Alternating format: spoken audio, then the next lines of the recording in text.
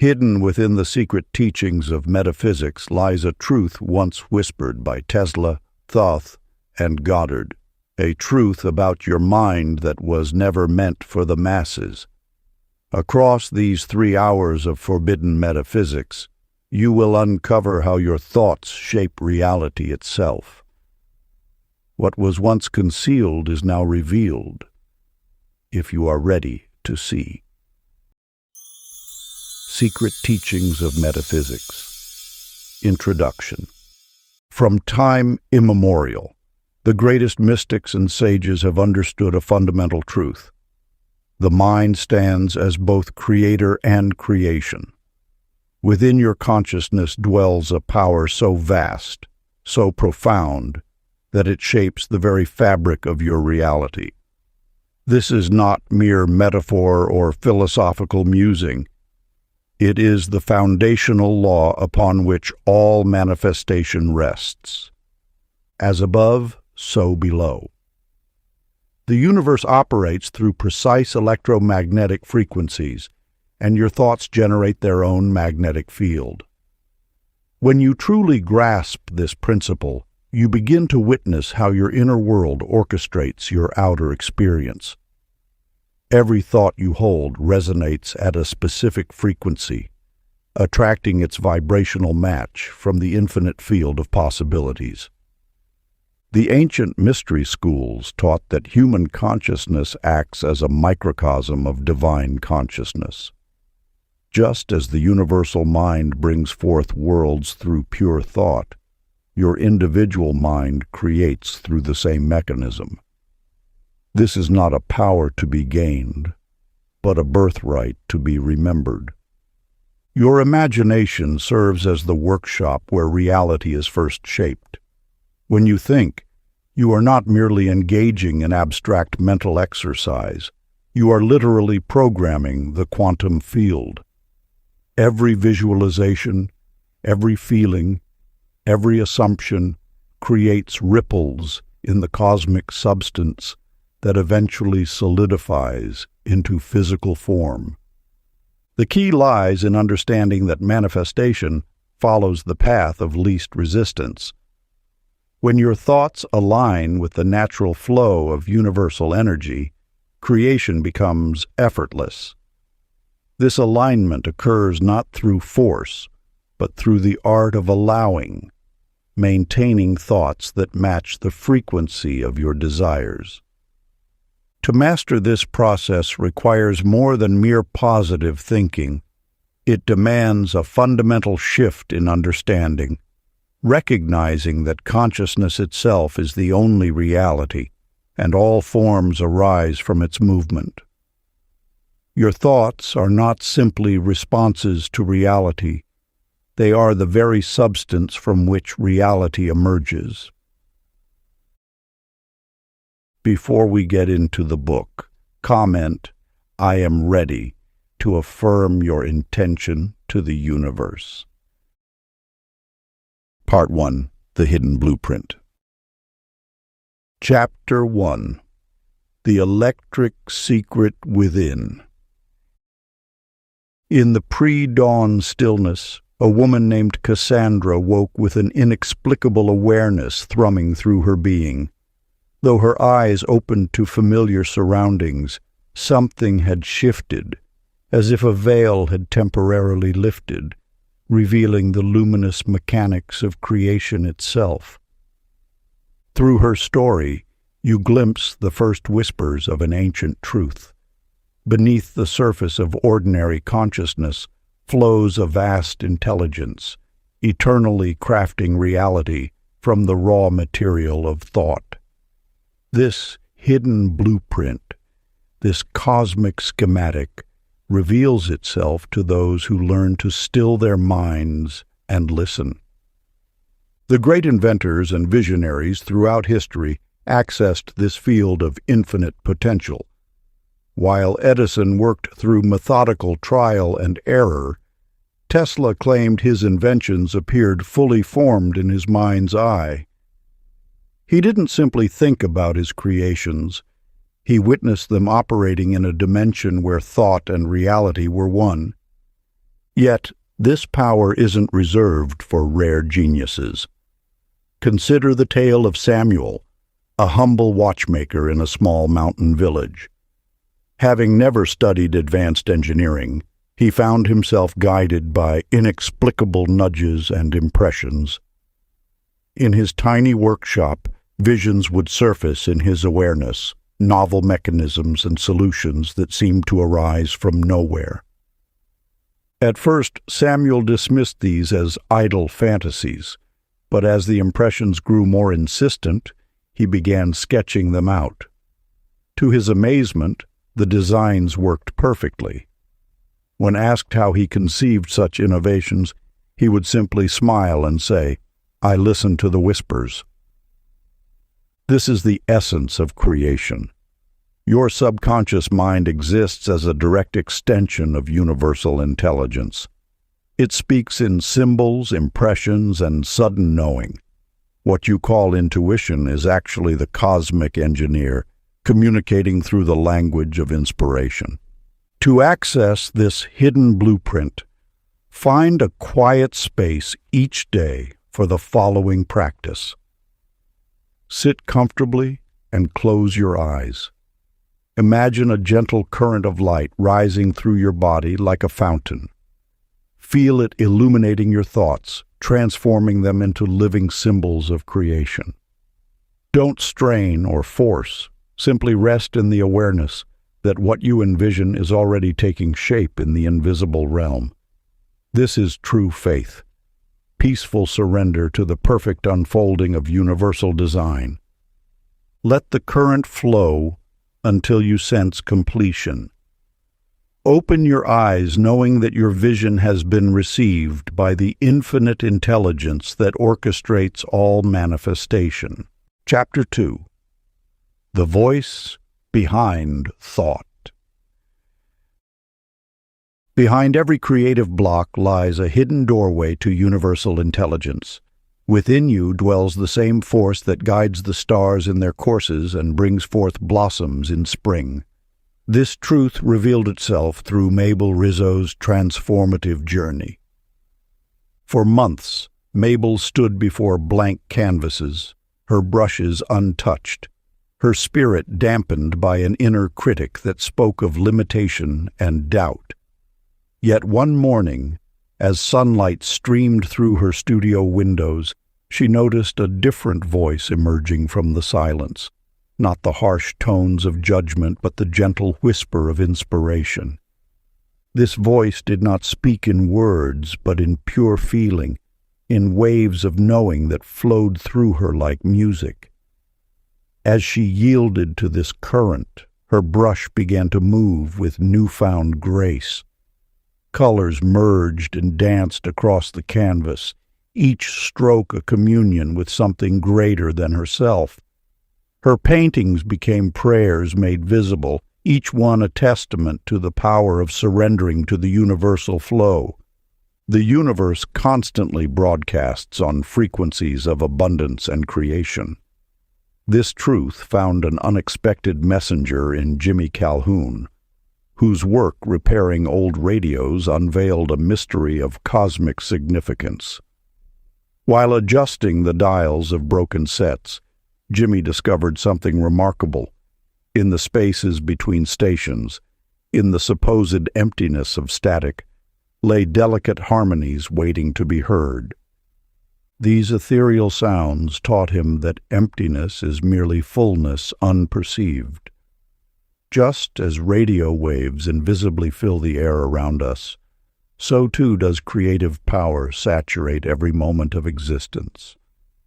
The key lies not in forcing reception, but in fine-tuning your awareness to match the frequency you wish to receive. When you align your thoughts with the wavelength of abundance, abundance naturally flows into your experience. When you attune to creativity, creativity becomes your natural state. This is the law of assumption in its purest form.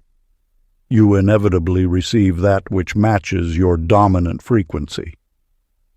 Ancient practice for attuning to universal frequencies.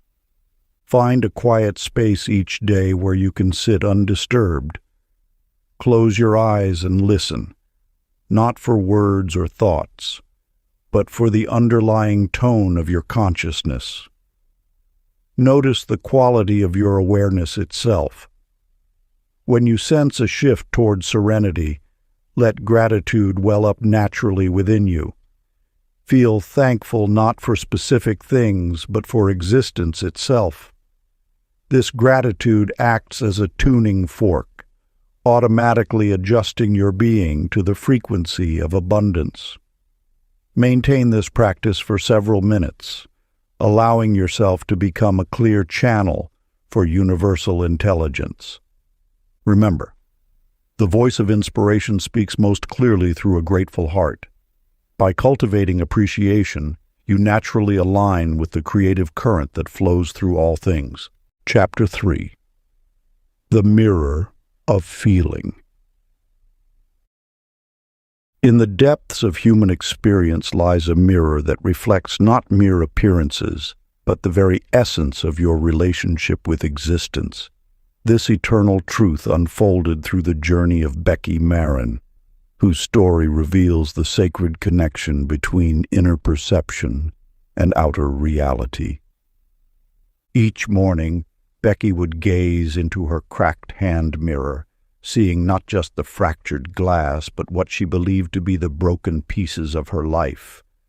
The cracks seemed to multiply her perceived flaws, reinforcing a deep-seated belief that she was somehow unworthy of life's blessings.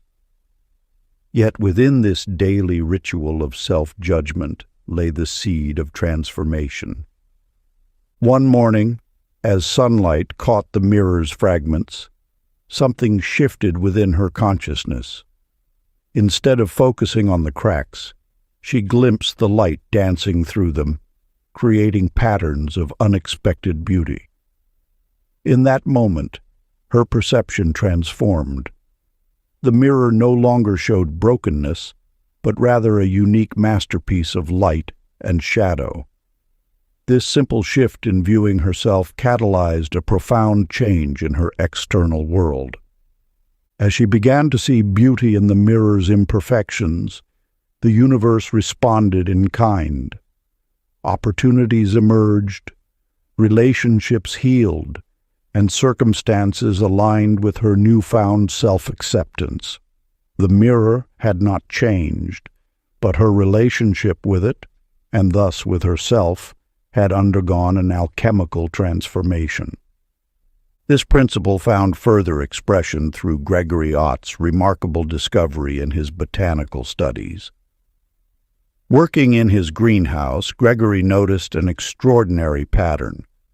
Plants under his care responded not just to water and light, but to the quality of attention he gave them. When he approached them with frustration or indifference, their growth seemed to stagnate. But when he tended them with genuine care and spoke words of encouragement, they flourished beyond explanation. The plants became living proof that consciousness shapes reality at its most fundamental level. Their response to unspoken love demonstrated that emotion generates a tangible field of influence, a magnetic force that shapes the very structure of growth and being. Through his observations, Gregory unveiled a truth known to ancient wisdom keepers. Feeling is the language of creation. These experiences illuminate a fundamental law of consciousness. Your emotional state creates a field that the universe must reflect. Just as a lake mirrors the sky above it, existence mirrors your inner atmosphere.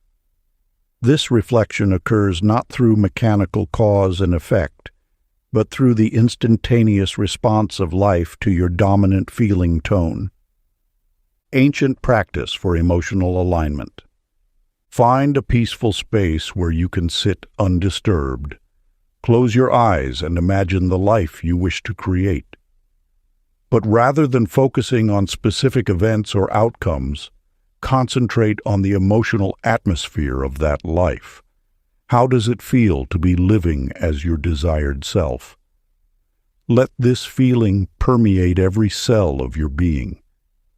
Begin to breathe as if this emotional state were the very air around you. Draw in confidence with each inhalation. Release doubt with each exhalation. Allow this feeling tone to become your natural state of being. Maintain this practice until the desired emotion feels as natural as your own heartbeat. For in truth, the universe responds not to what you think, but to what you are being in the depths of your heart. Chapter 4. The Law of Correspondence. In the realm of the infinitely small and infinitely vast, patterns whisper their eternal secrets. Lydia Bruno, peering through her microscope late one night in her laboratory, noticed something extraordinary. The arrangement of cellular structures before her eyes bore an uncanny resemblance to the constellation maps hanging on her wall. This revelation sparked an understanding that would transform her perception of reality. The universe speaks in patterns, each level of existence reflecting every other. Just as a crystal's geometric structure mirrors the arrangement of galaxies, your inner world creates the template for your outer experiences. This wisdom, known to ancient mystics and modern quantum physicists alike, reveals that the boundary between observer and observed is but an illusion. Within you lies a universe in miniature, where thoughts crystallize into patterns that the greater universe must reflect. Change the inner pattern, and the outer world reshapes itself accordingly. This is not mere metaphor, but the fundamental architecture of creation itself. Consider how Archie Dole, keeper of the coastal lighthouse, discovered this truth through necessity.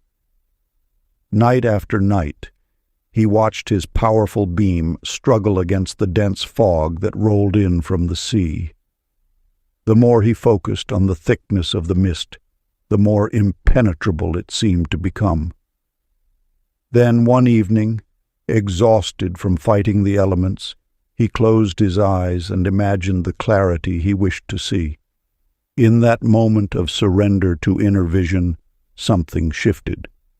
The fog began to thin, not through any physical mechanism, but through the realignment of his inner pattern with the outer condition. This principle operates in every aspect of existence.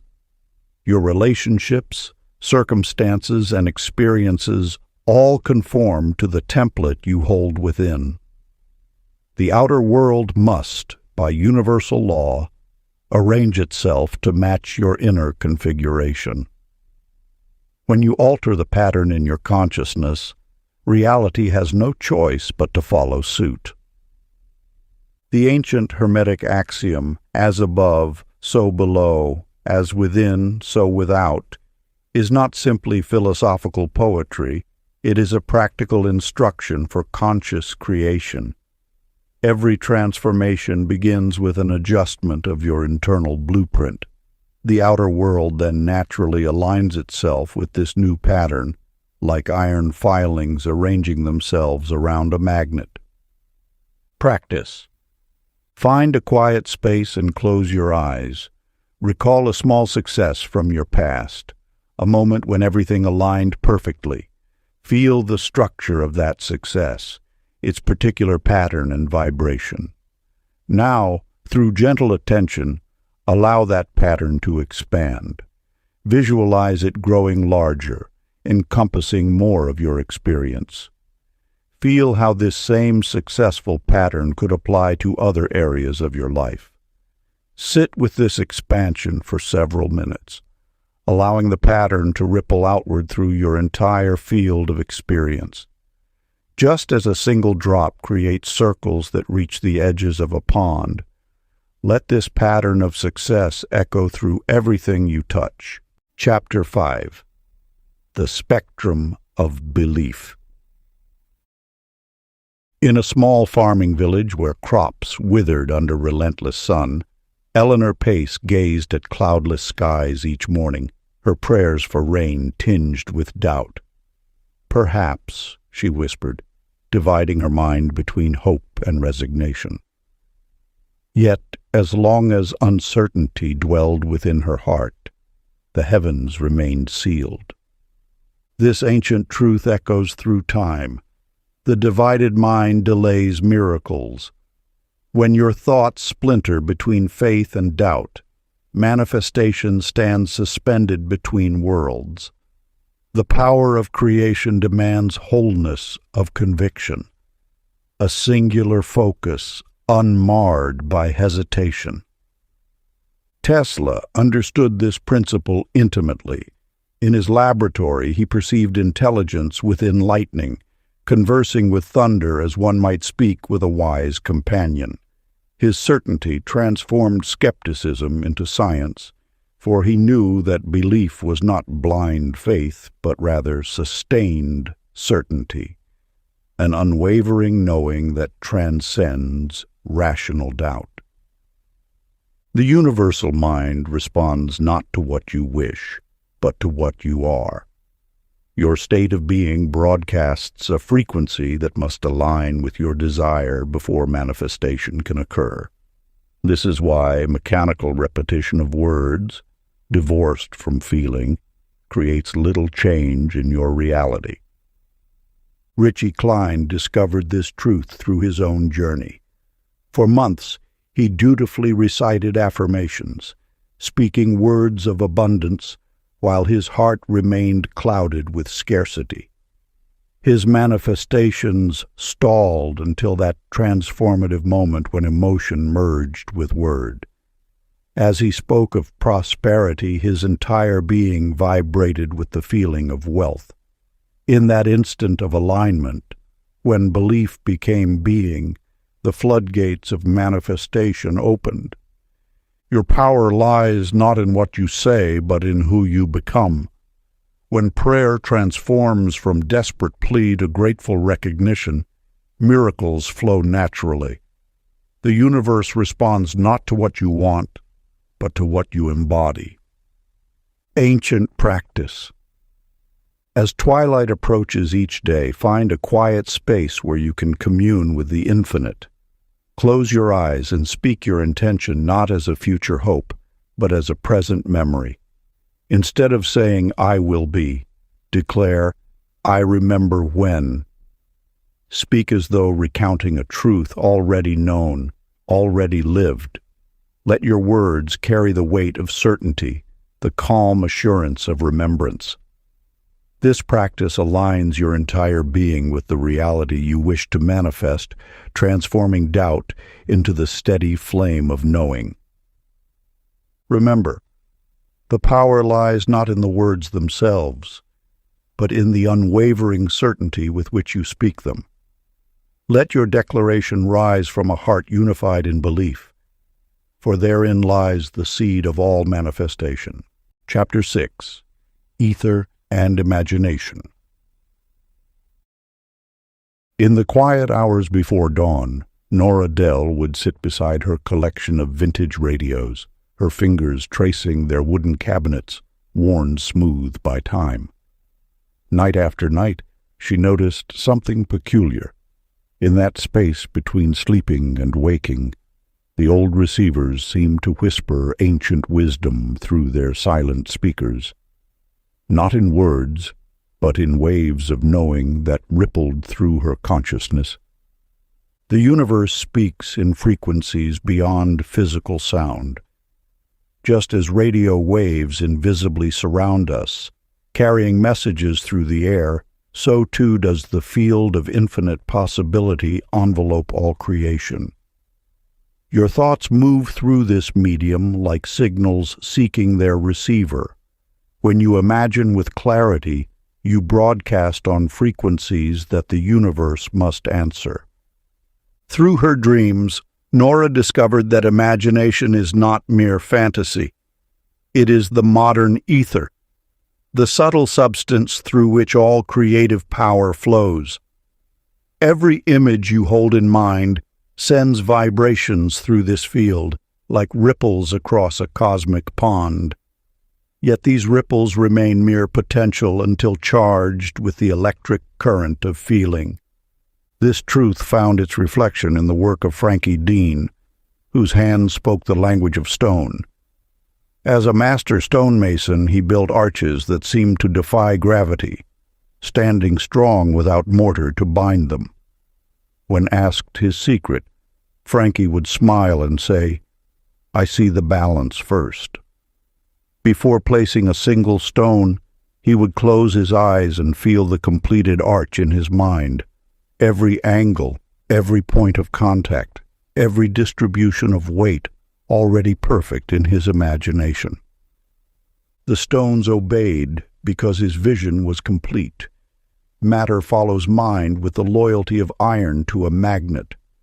Frankie's story teaches that when imagination and emotion align perfectly, the physical world must conform to their pattern. His arches stood because he never doubted the bridge between vision and manifestation. Ancient practice of luminous formation. Find a quiet space and settle into stillness.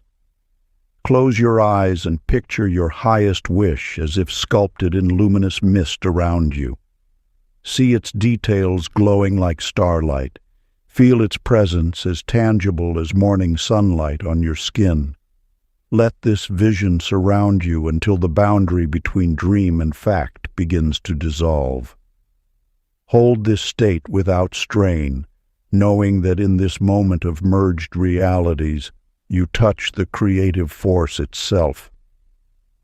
The distinction between what is imagined and what is real fades softly, leaving only the pure light of becoming.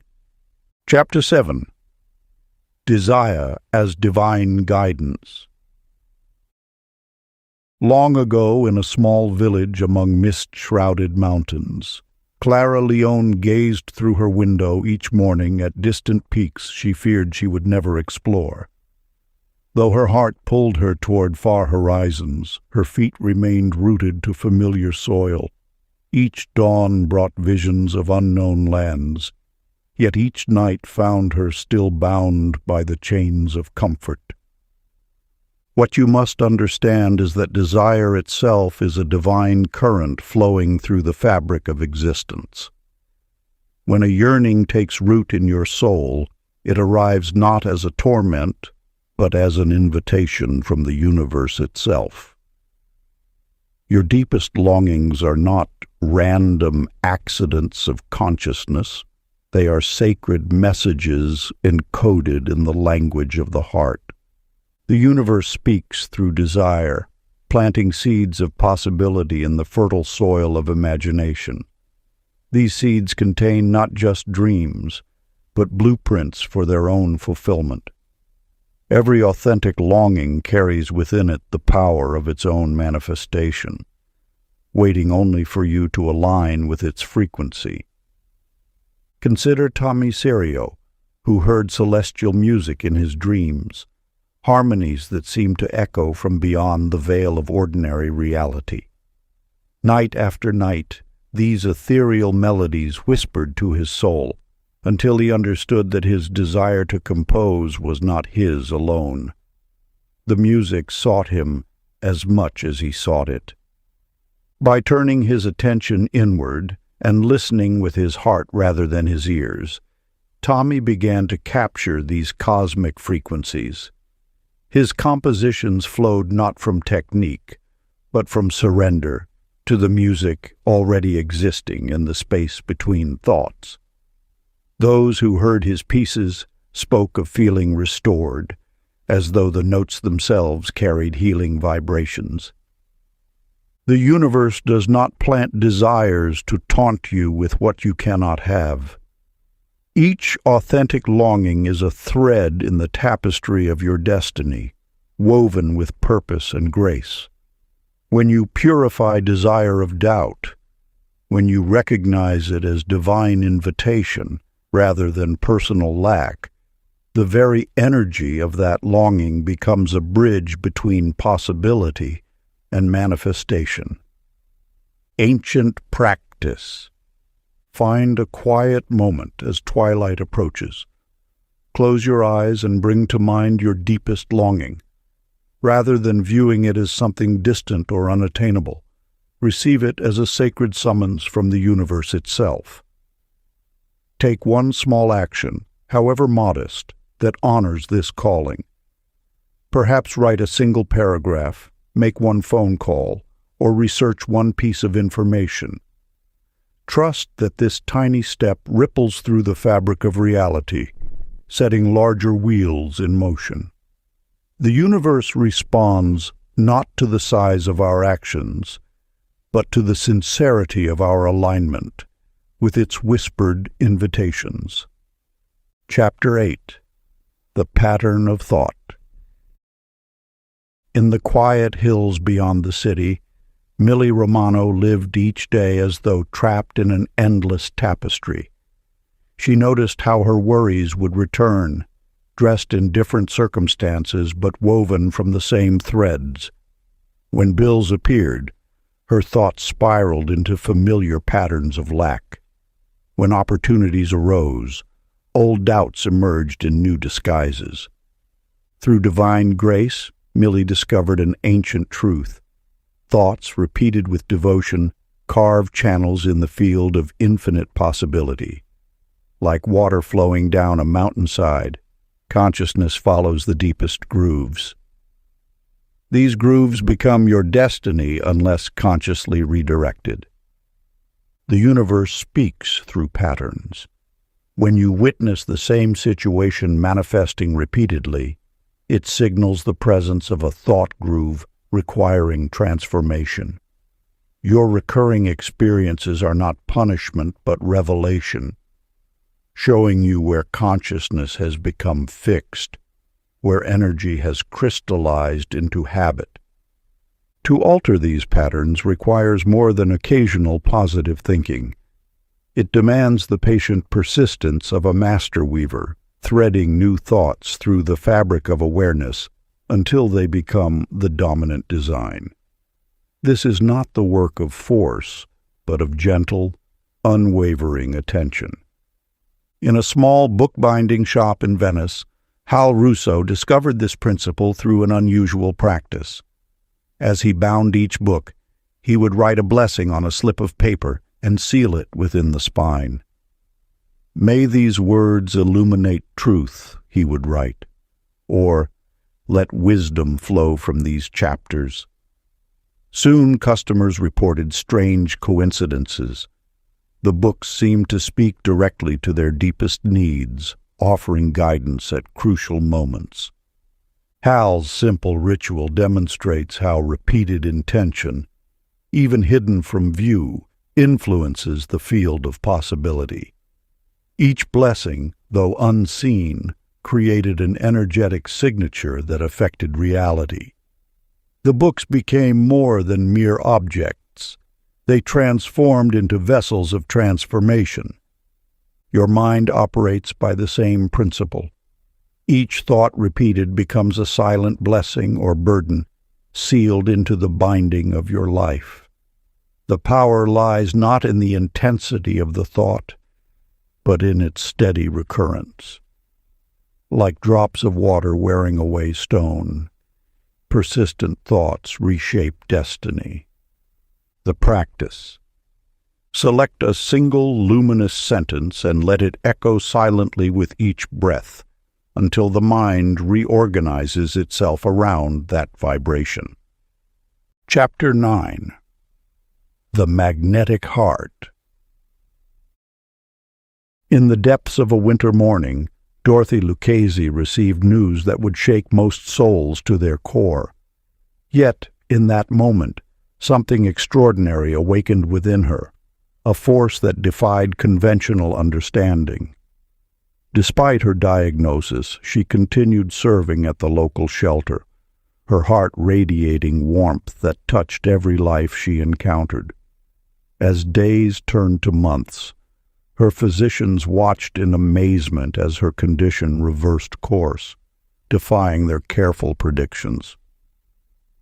The secret lay not in any external remedy, but in the electromagnetic field of her own heart.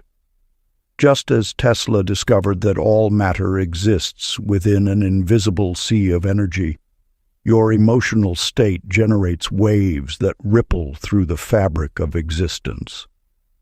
When you cultivate feelings of love and gratitude, you create a coherent field that harmonizes with the universe's natural frequency of abundance and healing. This truth manifests in the physical world through countless examples.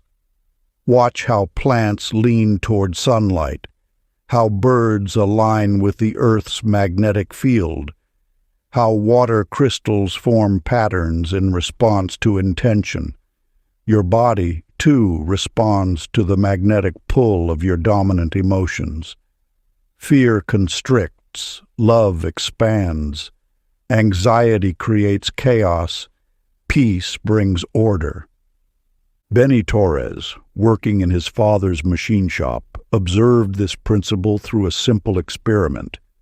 Each morning, he scattered metal filings across his workbench, then held a magnet beneath the surface. Without fail, the scattered pieces would arrange themselves into perfect symmetrical patterns. One day, while watching this daily dance of metal and magnetism, understanding struck him like lightning. Our thoughts and feelings act as magnets, invisibly organizing the circumstances of our lives. The metal doesn't question the magnet, Benny noted in his journal. It simply responds to the field. In the same way, the universe responds to the magnetic field of your heart, arranging circumstances in alignment with your deepest emotional vibration. This magnetic principle reveals why focusing on illness often magnetizes more symptoms, while radiating love, as Dorothy did, can transform the body's very chemistry. Your emotional state isn't just a reaction to life, it is a force that shapes it. The ancient mystics knew this truth. The heart's magnetic field extends far beyond the physical body, carrying your emotional signature into the quantum fabric of reality. Modern science now confirms what sages have always taught, that feelings of love and gratitude create measurable changes in your DNA, your immune system, and the electromagnetic field around you. Practice. Bring to mind a memory of pure affection and anchor your intentions inside that warmth until the current of gratitude carries them outward. Chapter 10. The Substance of Faith. In a small chapel at dawn, Sadie Caruso knelt in prayer, her lips moving through familiar words. For years, she had repeated the same rituals, yet something felt different this morning. As the first rays of sunlight painted the stained glass in ethereal hues, her racing thoughts gradually stilled. In that moment of surrender, she experienced what mystics throughout time have known, that true prayer exists in the space between thoughts. The universal mind responds not to endless petitions, but to the quality of consciousness itself. When Sadie released her grip on worry and entered that sacred stillness, she discovered that peace was not something to be achieved, but rather unveiled. It had been present all along, waiting beneath the surface of her searching. This truth echoes through the ages. Faith is not blind belief, but rather an unwavering recognition of what already exists in the invisible realm. Just as an oak tree exists within an acorn, your desires exist now in the subtle field of pure potential. Your role is to maintain that calm knowing which allows manifestation to unfold naturally. Consider Leo Mancini, who taught at an inner-city school where most had given up hope. Rather than focusing on present circumstances, Leo held an unshakable vision of each student's innate brilliance. He didn't simply hope for their success. He lived in the absolute knowing of it. Each morning before class, he would sit quietly at his desk, experiencing the joy of their achievements as though they had already occurred. Within one semester, his students' grades began to rise dramatically. Other teachers marveled at the transformation, attributing it to new teaching methods. But Leo understood the deeper truth. He had tapped into the creative force that shapes reality itself. His unwavering faith had activated the intelligence inherent in every child, calling forth their natural capacity for excellence. The power of faith lies not in desperate pleading, but in that profound stillness where certainty resides.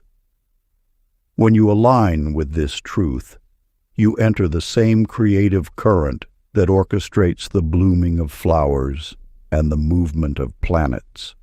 Like Leo, you become a channel through which the infinite expresses itself. Ancient practice. Find a quiet place each morning where you won't be disturbed. Close your eyes and allow your breath to become gentle and regular. Let your awareness rest in the calm certainty that what you desire is already complete in the invisible realm. Don't strain or force this knowing. Simply abide in that serene recognition. Feel the peace that comes from releasing all effort and resting in completion. Remain in this state for several minutes, allowing that deep stillness to permeate your being. This practice aligns you with the creative power that exists before all manifestation. Part 2. The Mind as Temple. Chapter 11. The Inner Sanctuary. In the oldest scriptures, a truth lies hidden beneath layers of metaphor. The substance of faith is not blind belief, but pure awareness itself. This wisdom unfolds through the tale of Rita Bellini, who discovered an extraordinary secret in the depths of her meditation practice. Each morning, Rita would sit in quietude before dawn. At first, her mind raced with thoughts like leaves scattered in autumn wind.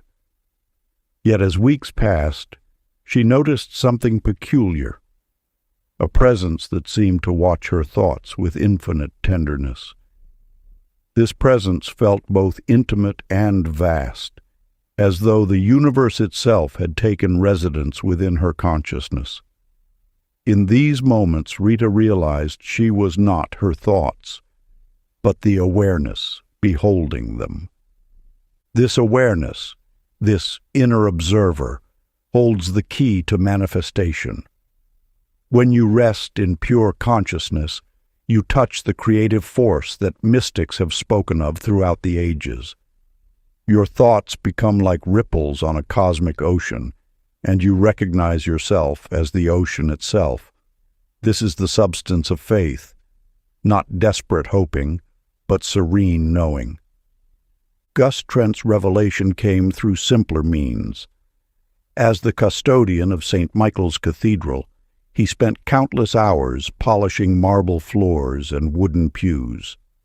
One evening, as sunset streamed through stained glass windows, he noticed how the building's profound silence matched the quietude in his own mind. The peace wasn't coming from the cathedral. The cathedral's peace was reflecting his own inner stillness. This truth transforms our understanding of sacred spaces.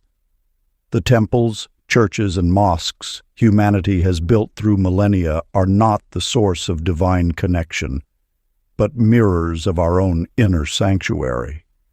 When you enter a holy place and feel that familiar hush descend upon your spirit, you are actually encountering your own essential nature. The outer world will always mirror your inner state. When your mind becomes still like a mountain lake, reality reflects that same crystalline clarity. This is why the ancient masters taught that enlightenment is not something to achieve, but something to remember. For you are already that which you seek. Sacred practice. Each dawn, imagine your mind as a luminous chapel, and let every thought ring like a soft bell announcing reverence. Allow each ring to remind you of the eternal silence from which all sounds emerge.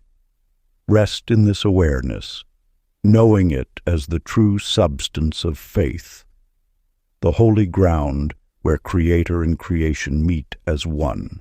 Chapter 12. Words that Shape Worlds. In a bustling marketplace stood a small shop where Vera Dugan spent her days lamenting her circumstances. "No one appreciates quality anymore," she would mutter as customers browsed without purchasing. "Everything's against me," became her daily refrain. Soon her prophecies manifested. Customers grew sparse, supplies arrived late, and misfortunes multiplied like echoes in an empty hall. What Vera failed to understand was an ancient principle. Words carry vibrational frequencies that shape the fabric of reality.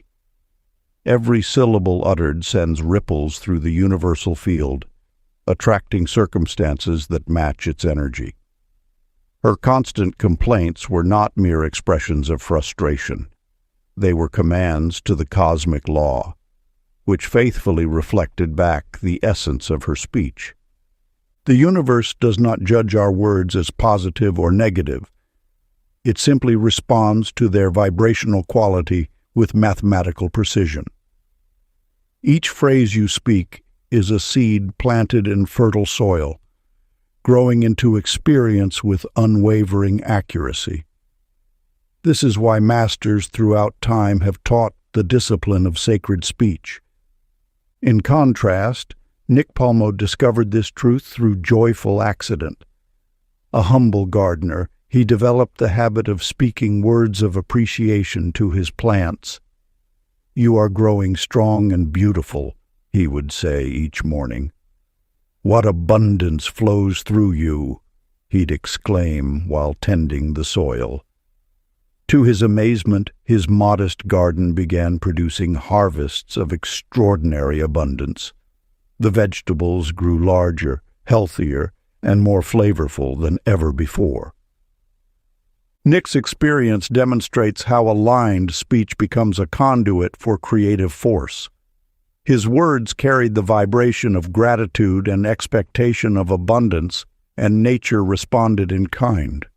He had unknowingly tapped into the same principle that ancient priests used in their invocations, the power of sacred sound to shape material reality. This law operates with perfect equality in all aspects of life. Whether speaking about health, wealth, relationships, or any other condition, your words are molding energy into form. The universe hears every whisper as a command, every complaint as a blueprint, every blessing as a mandate for manifestation. Sacred practice. Speak throughout the day as though creation listens tenderly to every phrase, for indeed it does. Let each word carry the energy of what you wish to cultivate. When challenges arise, transform complaints into declarations of the preferred outcome. Remember that you are not describing reality. You are creating it through the sacred instrument of speech. Chapter 13. The Principle of Reversal. In a small apartment overlooking the city, Hattie Greco sat surrounded by reminders of what she had lost. Bills piled high on her desk, and emptiness echoed through rooms once filled with prosperity. Yet in this moment of apparent defeat, she discovered an eternal truth that would transform not only her circumstances, but the very fabric of her reality. Each night, as the city lights twinkled below, Hattie began a practice that seemed foolish at first. She would close her eyes and inhabit a world where abundance flowed freely. She felt the texture of new opportunities beneath her fingers, breathed in the fragrance of success, and allowed joy to course through her body as though her desires had already manifested. Most importantly, she sustained these feelings until they became more real than her current situation. The universal law reveals that consciousness precedes manifestation. What you hold as vivid and true in your inner world must, by cosmic necessity, emerge in your outer experience. This is not mere positive thinking. It is the art of living from the end, of occupying the consciousness of your wish fulfilled until it solidifies in form. Owen Falco discovered this same principle when discord threatened a cherished friendship. Rather than dwelling in the pain of separation, he chose to live from the end of reconciliation. In his mind's eye, he saw himself and his friend sharing laughter again, felt the warmth of restored connection, and allowed genuine joy to fill his heart at their reunion. Before he could even initiate contact, his friend reached out, and harmony naturally resumed, as though the universe itself had orchestrated their reconciliation. This power lies dormant within you now. The future you desire exists already in potential form, waiting for you to step into its reality through feeling. When you imagine an event, infuse it with such emotional vitality that your entire being accepts it as done. Your subconscious mind, that faithful servant of your deepest convictions, knows no difference between an intensely imagined event and a physical one. The secret lies not in asking for what you want, but in assuming the feeling of already having it. Let your imagination move beyond mere pictures to become a full sensory experience. Feel the relief, the joy, the satisfaction of your desire fulfilled. Touch it, taste it, live it in your mind, until your whole body responds as though it were physically present. Practice. Before sleep, replay scenes of success until they feel like memories experienced yesterday. In those drowsy moments between waking and sleeping, when your conscious mind relaxes its guard, impress upon your subconscious the vivid reality of your fulfilled desire. Feel the gratitude, the accomplishment, the satisfaction, as though it were all achieved just hours ago. Let these scenes play with the same clarity and emotional intensity as actual memories, for in the realm of manifestation, they are equally powerful in shaping tomorrow's reality. Before we get into the next chapter, you can download a free ebook version of this audiobook using the link in the pinned comment below this video. Chapter 14. The Listening Universe. In the depths of night, Georgia Colucci stood beneath the vast expanse of stars, her whispered prayers rising like incense into the darkness. Not prayers of desperation or pleading, but intimate conversations with the infinite intelligence that weaves through all existence. With each breath, she felt the universe lean closer, as though celestial bodies themselves attended to her words. The ancient mysteries teach us that consciousness does not end at the boundary of flesh and bone. Your thoughts and words ripple outward through an intelligent field that connects all things.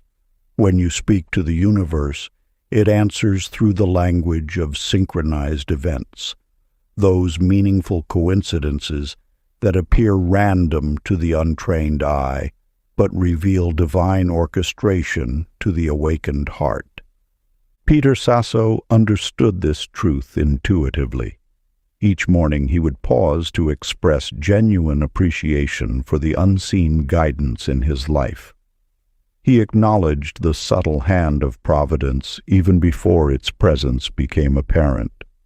Soon his path began flowering with fortuitous meetings and unexpected openings. A chance encounter at a cafe led to his dream position. A wrong turn brought him face to face with his future business partner. The more he recognized these coincidences as responses, the more frequently they appeared. This is the hidden mechanism of manifestation. The universe responds not through linear cause and effect, but through an intricate dance of synchronized moments. Your consciousness participates in this dance through the quality of your attention and the sincerity of your recognition. When you speak to the infinite as though it listens, you activate its responsive nature. The key lies not in asking, but in assuming the presence of divine intelligence in every circumstance. Your gratitude becomes a tuning fork, aligning you with the frequency of grace. The universe's replies may come as subtle as a fallen leaf that catches your eye, or as dramatic as an unexpected phone call that changes everything. The size of the sign matters less than your willingness to read the language of synchronicity. Practice. Rest in a quiet space and direct heartfelt thanks to the unseen intelligence that surrounds you. Express gratitude for guidance yet to manifest, knowing that coincidence is the universe's native tongue. When unusual timing or meaningful encounters occur, acknowledge them as responses to your recognition. This creates a cycle of ever-deepening dialogue between your awareness and the infinite mind that holds all possibility. Chapter 15. The Still Light. In a small meditation room lit only by candlelight, Annie Lopresti sat in contemplation, her eyes fixed upon the flame before her, watching its subtle dance. At first she saw only the obvious flicker of light, but as minutes passed, something extraordinary revealed itself. Within the seemingly random movements of the flame she perceived an underlying pattern, a rhythm so precise it could only emerge from perfect stillness. The longer she observed, the more the flame appeared to pulse with an intelligent force, as though conducting an orchestra of invisible energies. Within apparent stillness lies the seed of all creation. Just as Tesla discovered that the air itself teems with electrical potential, your consciousness contains infinite creative power in its quietest states. The universe operates through vibration. Yet these vibrations arise from an unchanging source, the silent core of being itself. When you access this internal stillness, you tap into the same force that orchestrates galaxies. Your thoughts, when born from this sacred silence, carry the authority of natural law. This is why the greatest inspirations often arrive not through effort, but through surrender to the quiet spaces between thoughts. The mind, like a pond, reflects truth most clearly when undisturbed.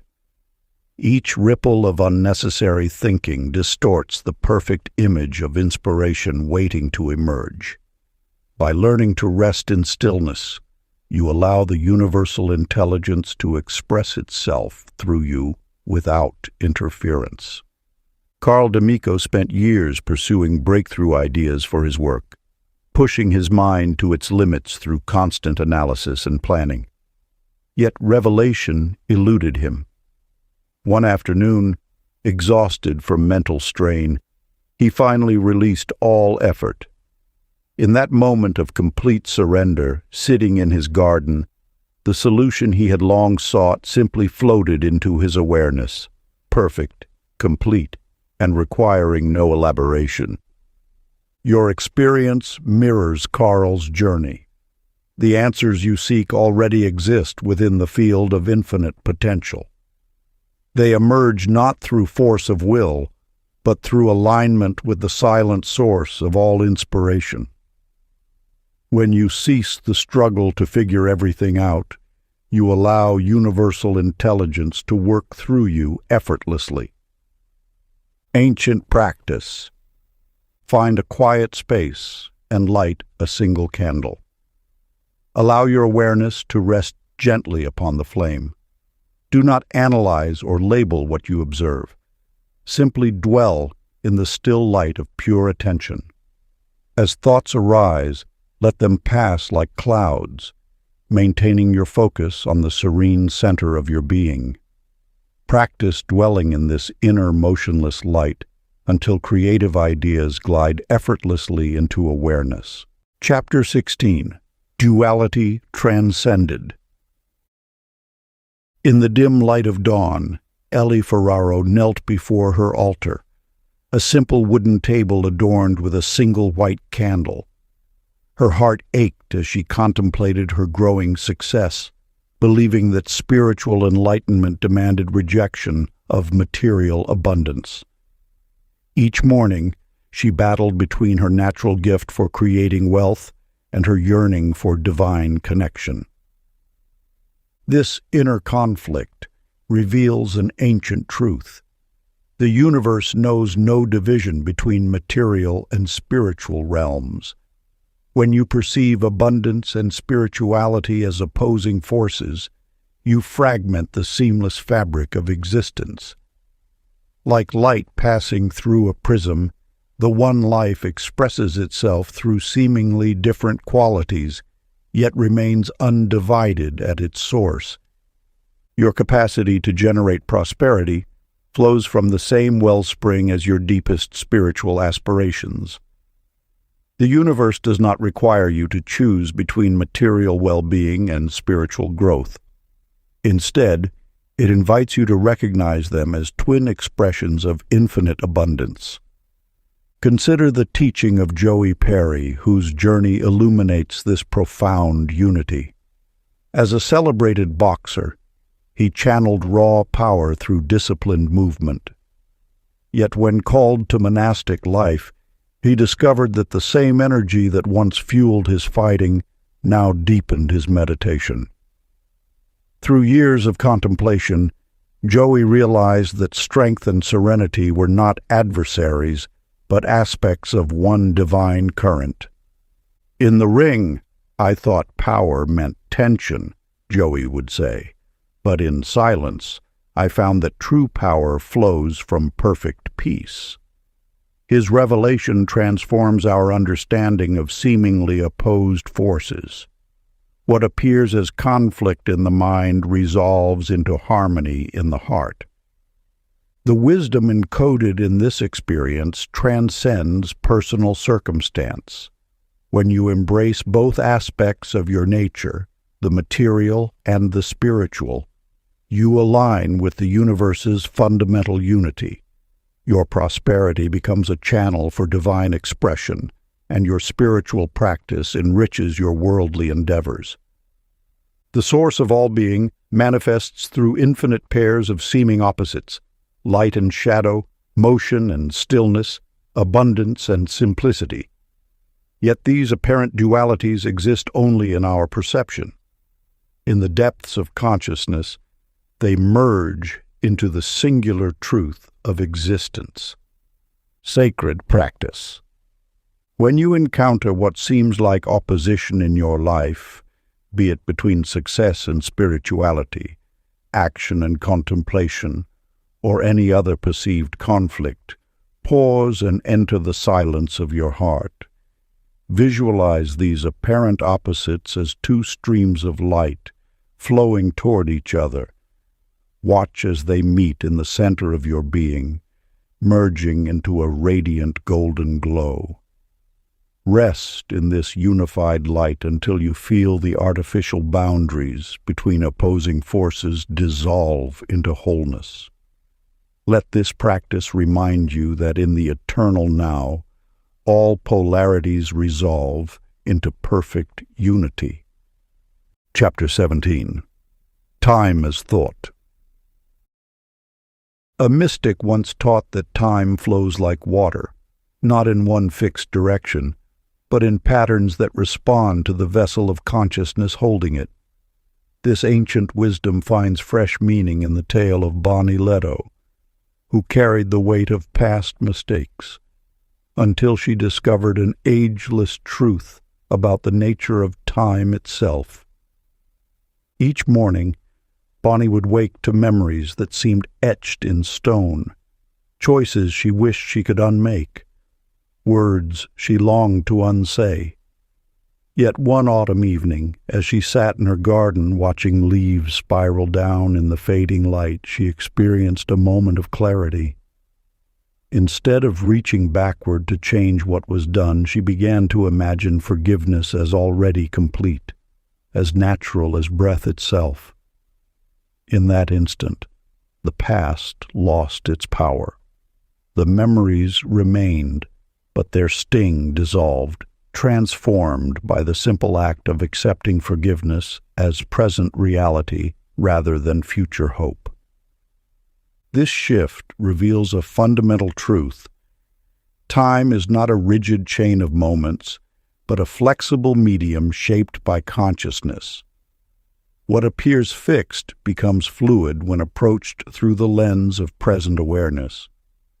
The past exists only as impression in mind. Change the impression, and time's apparent solidity melts away. This principle found further expression through Eddie Pano, whose careful hands restored antique timepieces to their former glory. In his small workshop lined with ticking clocks, Eddie noticed something peculiar. The watches he worked on seemed to respond to his own relationship with time. When he felt rushed or behind schedule, the mechanisms proved stubborn, refusing to sync properly. But on days when he held the quiet certainty of having all the time needed, the watches would come alive under his touch, their gears meshing with unprecedented harmony.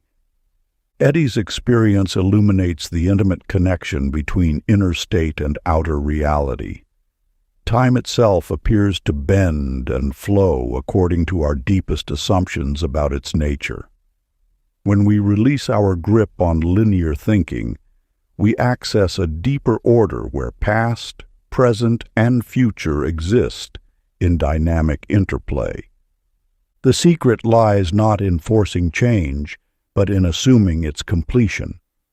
Just as Bonnie discovered that forgiveness need not be pursued, but simply recognized as present fact, and Eddie found that time responds to our relationship with it, you too can experience this fluid nature of reality. Practice. At various moments throughout your day, pause and gently shift your awareness to a state where everything you desire has already manifested.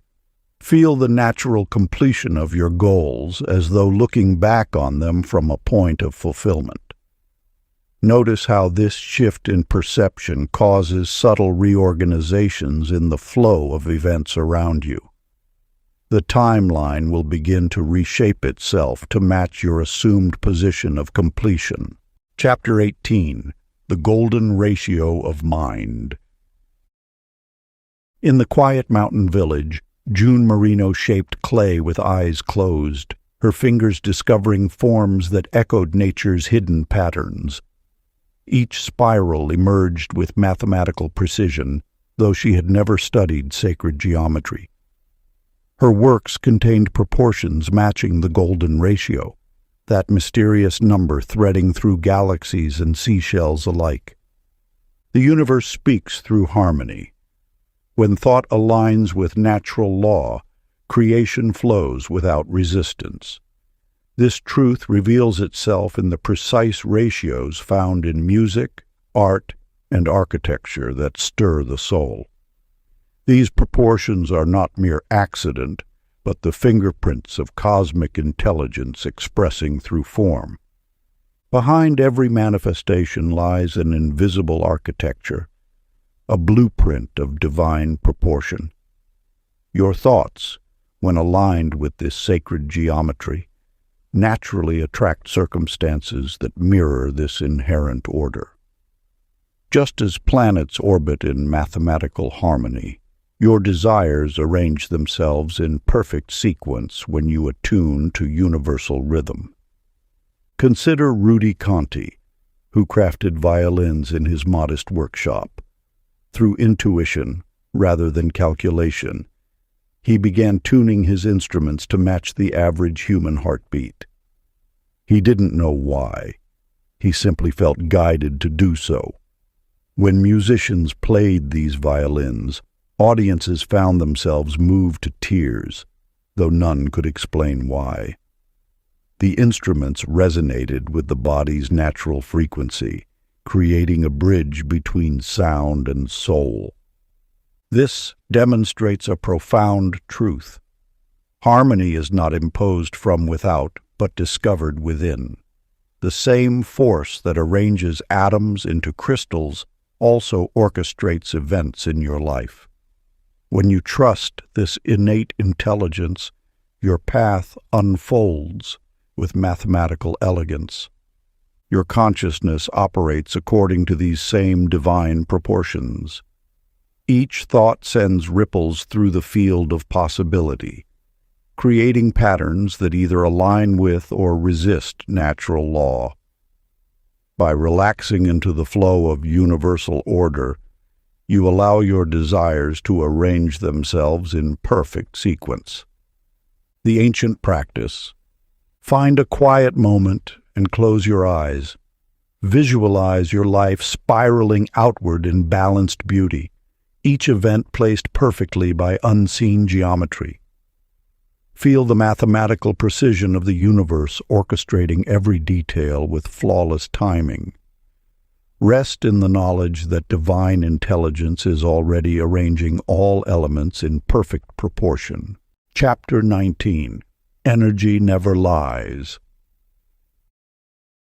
In the quiet mountains of a distant land, there once lived a wise woman who could discern truth from falsehood without a single word being spoken.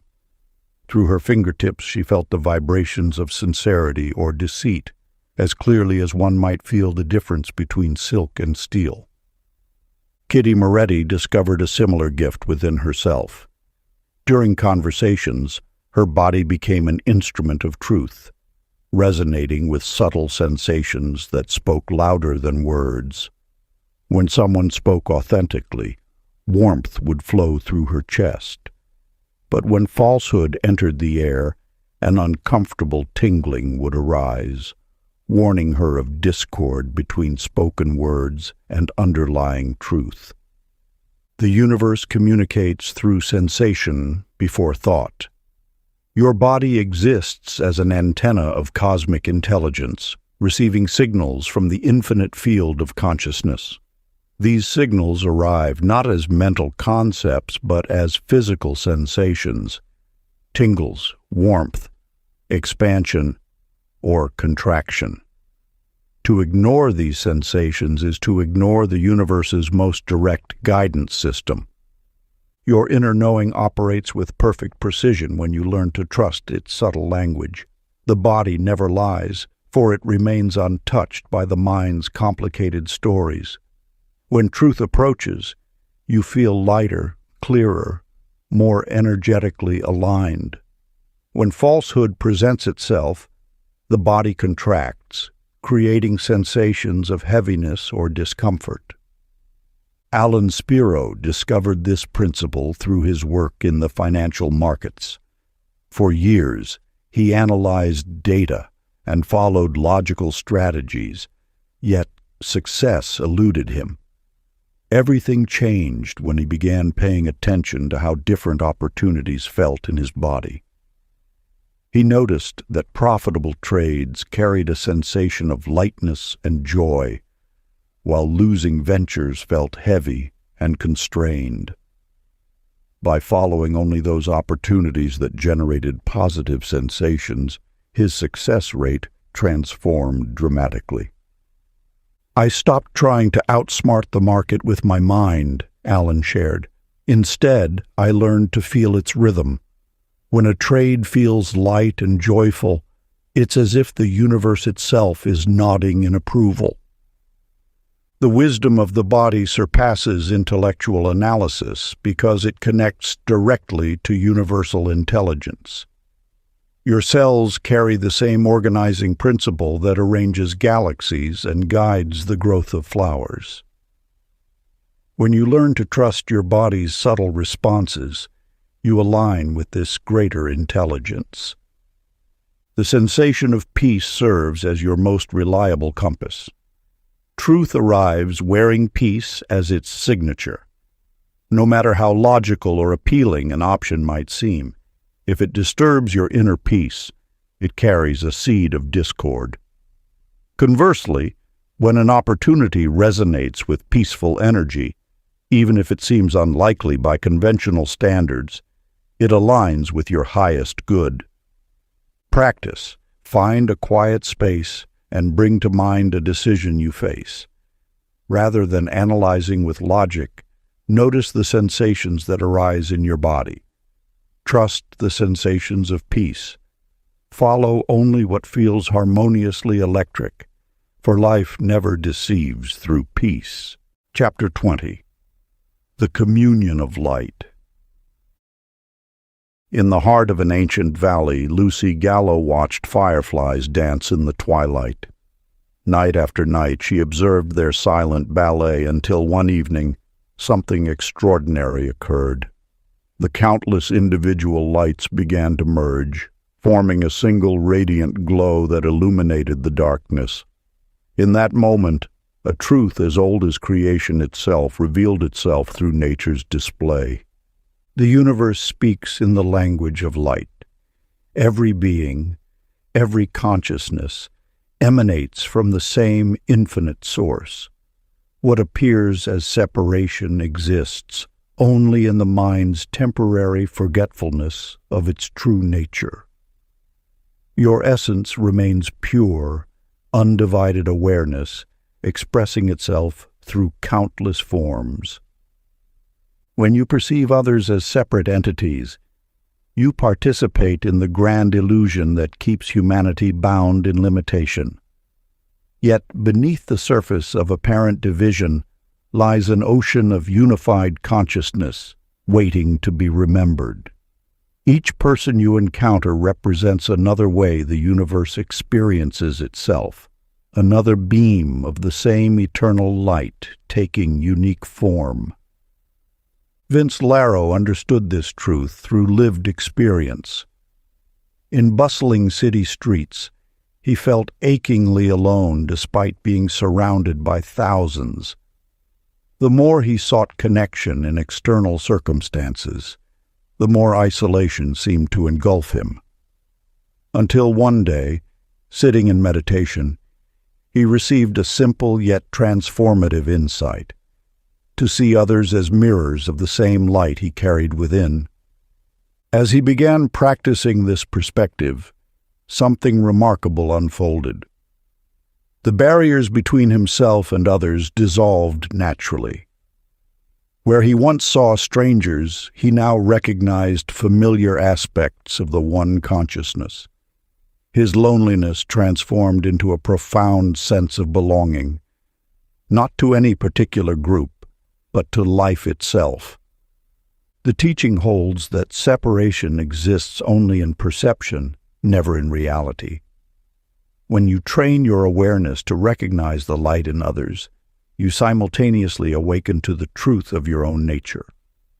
The faces you see around you are masks worn by the same divine actor. The hands that reach out to help or harm belong to the same cosmic body. This understanding transcends mere intellectual knowledge. It must be felt, experienced, and lived. As you move through your days, let this truth inform every interaction.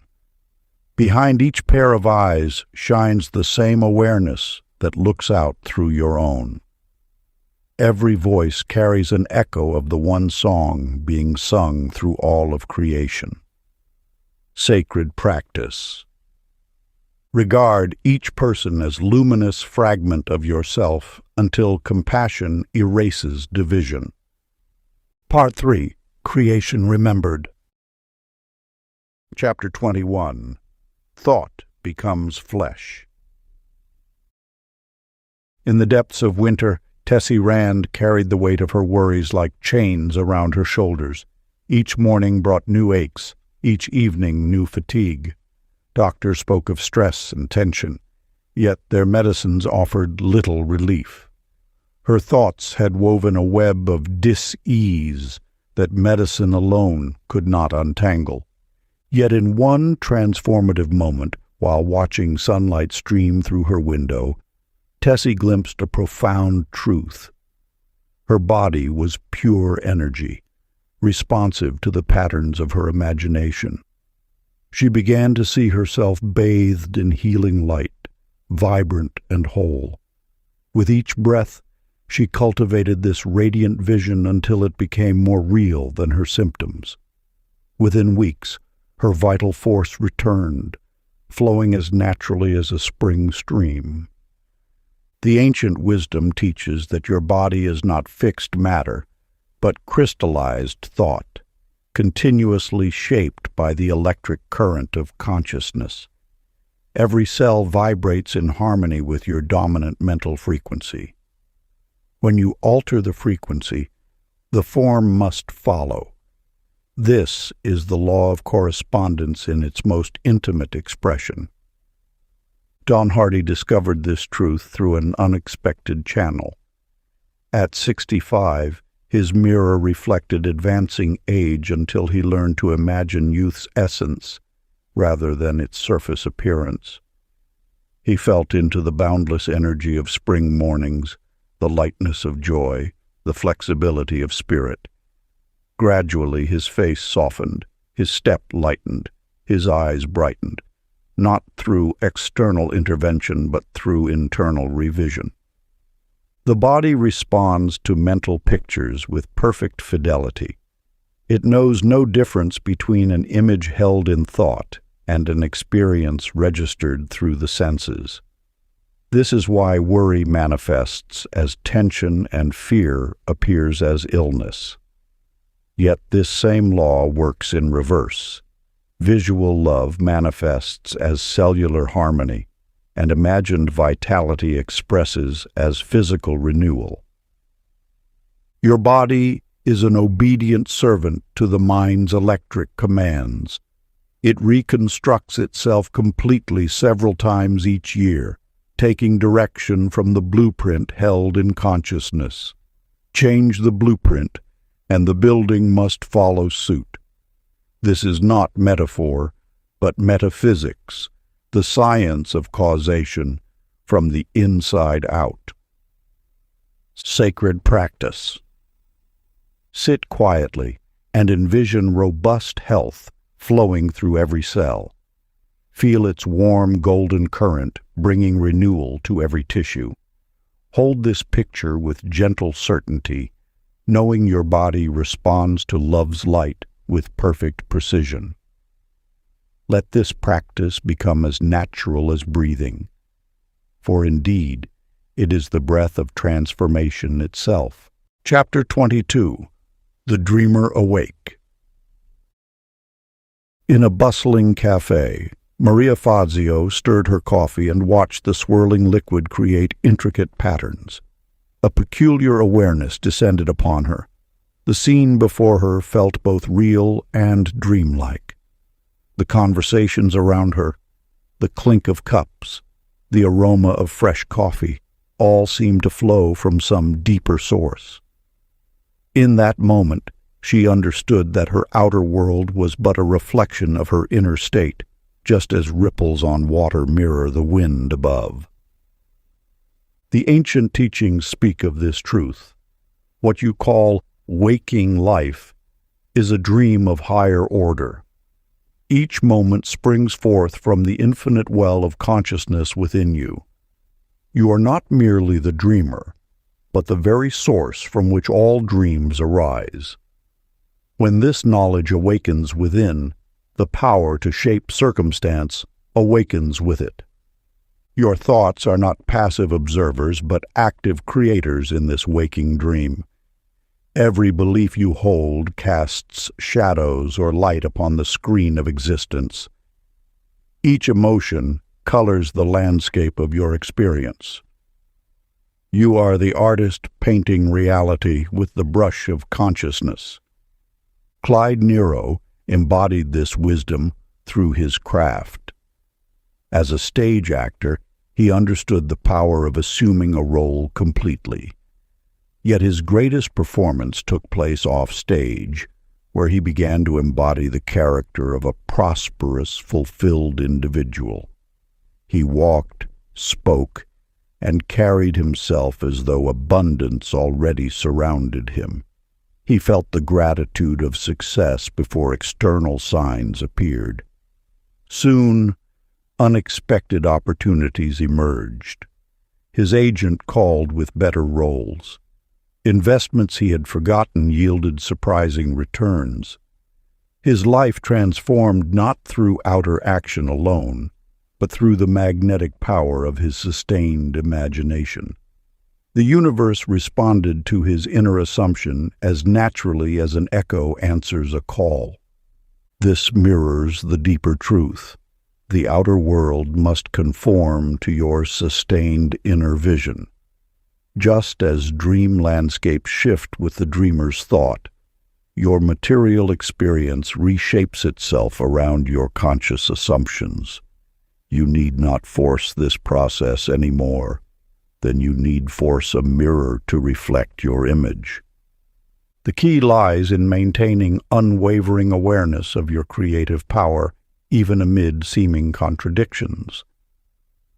Let each challenge remind you that you are the dreamer, not the dream.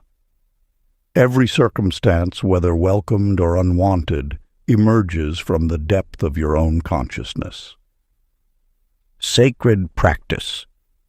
Move through your day as though in a lucid dream, fully aware of your power to shape each moment. When facing any situation, pause and ask, "How would I respond if I knew this was my dream?" Then choose your thoughts, words, and actions with deliberate love, knowing they will ripple out to become tomorrow's reality. Let this awareness infuse even the simplest interactions with creative intention. Chapter 23. Signs and Synchronicity. In a small village among ancient olive groves, Della Capra began noticing peculiar patterns in her daily life. Numbers would repeat. Certain birds would appear at significant moments, and strangers would speak words that answered her unspoken questions. At first, she dismissed these occurrences as mere chance, yet something within urged her to pay attention. Each morning, she wrote these seeming coincidences in a leather-bound journal, not knowing their significance, but trusting in their purpose. As days turned to months, a remarkable tapestry emerged, each synchronicity connected to another, forming an intricate language of signs and symbols that guided her path. The universe speaks in whispers of meaningful coincidence. These patterns arise not from chaos, but from the living intelligence that permeates all existence. When you attune yourself to this subtle dialogue, life itself becomes an oracle, reflecting back the deeper truths of your journey. This wisdom manifested clearly in the tale of Joel Petrie, a mathematician who discovered that numbers held more than mere quantitative value. He noticed certain sequences appearing repeatedly in his life, on clocks, in addresses, on random receipts. Rather than dismiss these patterns, he began following their trail like breadcrumbs through a mysterious forest. One autumn morning, the number 2317 caught his attention on a bus route. Though it wasn't his usual path, he felt compelled to board that bus. There he met a woman reading a book about sacred geometry, the very subject that had fascinated him since childhood. As they spoke, they discovered their lives had been running parallel courses, guided by the same numerical synchronicities. Their meeting wasn't chance. It was orchestrated by the mathematical poetry of the universe. The field of infinite intelligence communicates through these synchronized moments, these meaningful coincidences that catch your breath and quicken your pulse. Each synchronicity serves as a letter in the alphabet of divine dialogue. When pieced together, they spell out the story of your unfolding destiny. You need only remain aware, receptive to these subtle messages woven into the fabric of your days. The universe seeks constant communion with you through this language of living symbols and meaningful alignments. Ancient practice. Rest in silent awareness for several moments. As synchronicities appear in your life, acknowledge them aloud as sacred conversation. Speak to them as you would to a trusted friend. I see you. I understand this message. Watch as this recognition deepens the dialogue, drawing more synchronized moments into your experience. The universe delights in being noticed and responds with ever more intricate patterns of meaningful coincidence. Chapter 24. The Infinite Observer. In the depths of an ancient meditation hall, Nancy Cuoco sat motionless, watching her thoughts like clouds against an infinite sky. As each thought arose, worries about tomorrow, memories of yesterday, she noticed something extraordinary. The more she observed without attachment, the more spacious her awareness became. Soon, the thoughts that had seemed so substantial began to appear as mere ripples on an endless ocean of consciousness. Through this simple act of witnessing, Nancy discovered the first truth of eternal awareness. The one who watches remains forever untouched by what is watched. Like a mirror that reflects all images while remaining pristine, your essential nature stands apart from the parade of thoughts and emotions crossing its surface. This timeless teaching reveals that you are not your thoughts, but the awareness in which thoughts appear. Just as the sky is not stained by clouds, your true self remains unblemished by any mental weather. Within you dwells an unchanging presence, the silent witness that has observed every moment of your life without itself being subject to change. On his small fishing vessel far from shore, Glenn Rhodey embodied this truth amidst nature's fury. While waves crashed and winds howled, he discovered an unshakable stillness at his core.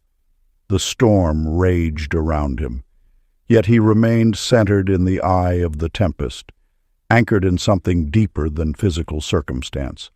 Through this experience, Glenn realized that peace does not depend on external conditions, but emerges from identifying with the unchanging awareness at life's center. His story illuminates the second truth. Circumstances change constantly, but the witness remains forever stable. Like the depths of the ocean that remain serene regardless of surface storms, your essential nature maintains perfect tranquility even when life seems chaotic. This unwavering presence is your true home, the silent backdrop against which all experience unfolds. To access this eternal dimension requires no complex technique, only the willingness to shift attention from the passing show of thoughts to the aware space in which they appear. As you rest more frequently as the witness rather than identifying with mental activity, a profound peace naturally emerges. This is not an escape from life, but rather the discovery of your true position in relation to experience. Practice. Each day, Set aside time to simply observe whatever arises in your field of awareness. Watch thoughts, sensations, and emotions pass by like clouds in the sky. Make no effort to change or control anything. Simply rest as the quiet, witnessing presence behind all experience. Notice that this awareness remains constant while everything else changes. Gradually let this practice extend into daily activities until you can maintain the perspective of the eternal observer amidst all circumstances. Chapter 25. The Breath of the Divine. In the depths of night, Ivy Lucio sat in her garden, watching moonlight dance across dewdrops. A gentle realization washed over her. Each breath carried more than air. With every exhalation of thankfulness, she noticed how swiftly life responded with unexpected gifts. The more she breathed appreciation into the world, the more abundantly the world breathed magic back to her. The breath holds a sacred pattern. It mirrors the eternal rhythm of giving and receiving that sustains all creation. Just as the universe expands and contracts in cosmic cycles, your breath flows in perfect harmony with this divine dance. Within this simple exchange lies the key to manifesting your deepest desires. When you breathe with conscious awareness, you participate in the primal act of creation itself. Your breath becomes a bridge between the visible and invisible realms, between thought and form, between intention and manifestation. Each inhalation draws in universal life force. Each exhalation releases your creative power into the world. This truth revealed itself to Hank Basso in his workshop, where complex mechanical problems often left him frustrated. One day, rather than forcing solutions, he began matching his breath to the steady tick of his grandfather's clock. As his breathing found its natural rhythm, innovative ideas flowed effortlessly into his mind. What seemed impossible moments before now appeared with crystal clarity.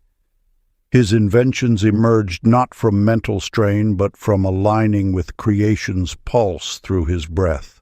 The breath serves as your most intimate connection to universal intelligence. When you breathe consciously, you enter into partnership with the creative force that shapes worlds.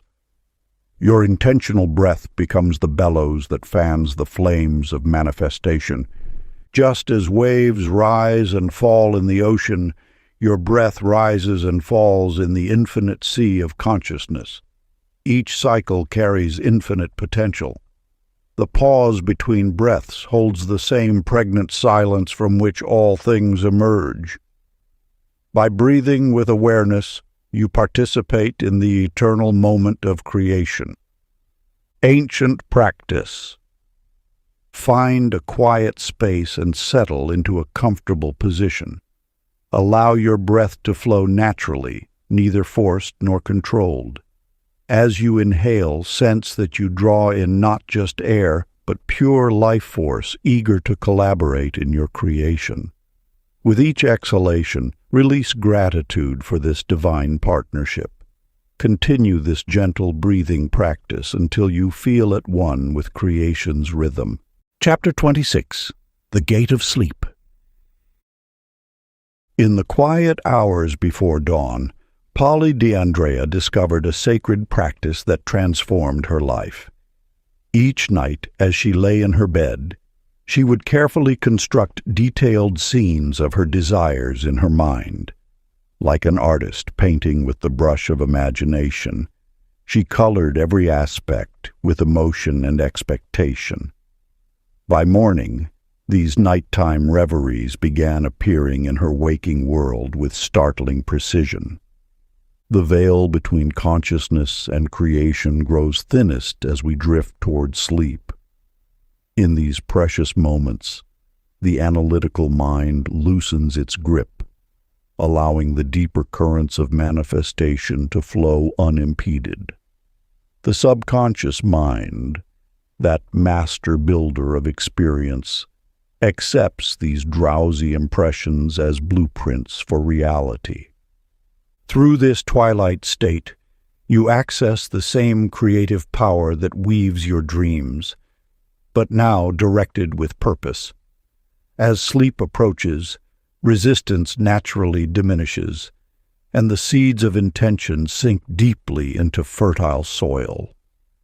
This is why the ancient traditions taught that the evening's last thought shapes tomorrow's experience. Morty Bell understood this principle through direct experience. As a night watchman at the university mathematics department, he often pondered complex equations during his solitary shifts. Yet solutions eluded him until he learned to release his mental strain and carry the questions into sleep. Night after night, answers emerged in his dreams with elegant simplicity. The numbers danced and rearranged themselves without effort, revealing patterns his waking mind had overlooked. His story illustrates a profound truth. The subconscious mind processes our deepest intentions during sleep, free from the limitations we impose in waking hours. Like a master craftsman working behind the scenes, it shapes circumstances to match our final impressions before rest. This universal law operates with mathematical precision. The images and feelings you carry into sleep become the templates for tomorrow's manifestations. Your last waking thoughts are like instructions handed to a cosmic architect who works through the night to construct your coming experiences. The practice. As you prepare for sleep each night, bring to mind the experience you wish to manifest. Feel its reality with such vividity that it seems to be happening now. Allow this feeling to mingle with natural drowsiness until you can no longer distinguish between imagination and fact. Let sleep arrive while holding this sense of completion, knowing the subconscious will work tirelessly to bring your vision into form. Chapter 27. The River of Letting Go. In the depths of night, Edie Corsi sat at her desk, gripping her pen so tightly her knuckles turned white. Papers scattered before her told a story of meticulous planning, endless lists, and rigid schedules. For years, she had believed that success came through force of will alone. Each morning began with carefully crafted routines, each hour mapped to precision. Yet despite her iron grip on life, prosperity remained elusive, slipping through her fingers like water through clenched fists. It wasn't until illness forced her to bed for 3 weeks that Edie discovered a profound truth. Unable to maintain her usual control, she watched helplessly as life continued without her constant supervision. To her amazement, many situations resolved themselves more elegantly than she could have orchestrated. The universal flow, unimpeded by her anxious manipulation, brought unexpected opportunities and solutions. This revelation illuminates an eternal principle. The universe operates through effortless attraction rather than forceful action. Just as water finds its natural course, life moves toward harmony when we release our desperate hold on outcomes. The law of attraction functions most powerfully in states of peaceful allowance. Robbie Penta's story further illustrates this wisdom. A successful merchant for decades, he harbored deep resentment toward a former business partner who had betrayed him. This bitterness acted as a dam, blocking the natural flow of abundance in his life. His inventory grew stagnant, his customers dwindled, and his once thriving shop began to falter. One morning, while watching the sunrise, Robbie felt an inexplicable urge to forgive, not through conscious effort, but through simple exhaustion with carrying the weight of anger. As resentment dissolved, something shifted in the fabric of his experience. Within days, new opportunities emerged. A chance encounter led to a profitable partnership. Long-lost customers returned. The very act of releasing resistance had opened floodgates of prosperity. These tales reveal that manifestation flourishes in the soil of surrender. When we cease struggling against what is, we align with the natural current of creation. This doesn't mean abandoning action, but rather allowing action to arise from inspired guidance rather than anxious control. The ancient practice. Find a quiet place near flowing water, or simply imagine a gentle stream. As you breathe deeply, picture each concern as a leaf floating on the current. Watch as nature's flow carries it downstream. Feel the lightness that comes with releasing your grip. Trust that the same intelligence that keeps planets in orbit can perfectly orchestrate your life. Allow each concern to drift downstream in awareness, trusting current of life to deliver perfection organically. Chapter 28. The Crown of Light. Once in a quiet mountain village, Flora Neri sat in meditation as dawn painted the eastern sky. Day after day she retreated to her small garden, seeking inner peace amidst life's turbulent waves. Through years of spiritual practice, she had learned many techniques, yet true illumination remained elusive until that transformative morning. As she settled into stillness, something extraordinary occurred. A brilliant light, more radiant than the sun, yet gentle as moonbeams, began to fill her awareness. This wasn't the familiar play of sunlight through closed eyelids, but rather an inner luminescence that seemed to emanate from the crown of her head. The light expanded, enveloping her in a cocoon of pure consciousness. In that moment, all separation dissolved. She was simultaneously the light, the observer, and the experience itself. This phenomenon reveals an ancient truth. The crown center serves as a gateway to universal consciousness. When attention rests there naturally, the artificial boundaries of self begin to dissolve. The crown represents not merely a physical point, but a dimension where individual awareness merges with infinite intelligence. Troy Lanza discovered this same truth through an unexpected channel. As a street performer who brought joy to children through his playful acts, he never considered himself a spiritual seeker. Yet one afternoon, in the midst of genuine, heartfelt laughter shared with his audience, he experienced an identical illumination. The crown of his head seemed to open like a flower to the sun, and pure light flooded his being. Through spontaneous joy, he had stumbled upon what others spend years seeking through formal practice. His experience teaches us that divine connection needs no solemn ceremony. The sacred reveals itself equally through meditation's silence and laughter's symphony. What matters is authenticity. Whether in stillness or celebration, truth emerges when the heart opens without reservation. This radiance at the crown signifies completed circulation in consciousness. Like a circuit closing, it represents the moment when individual awareness recognizes its unity with universal mind. This is not merely symbolic. The ancients understood it as a tangible energy center where finite mind touches infinite wisdom. Practice. Rest your attention lightly at the crown of your head and sense a golden glow expanding infinitely. Chapter 29. Heaven on Earth. In the mountains of an ancient monastery, Flora Neri sat in meditation, seeking answers that eluded her conscious mind. Hour after hour she remained still until a remarkable transformation occurred. A brilliant light began filling her inner vision. This radiance, unlike anything she had witnessed before, expanded until it encompassed her entire being.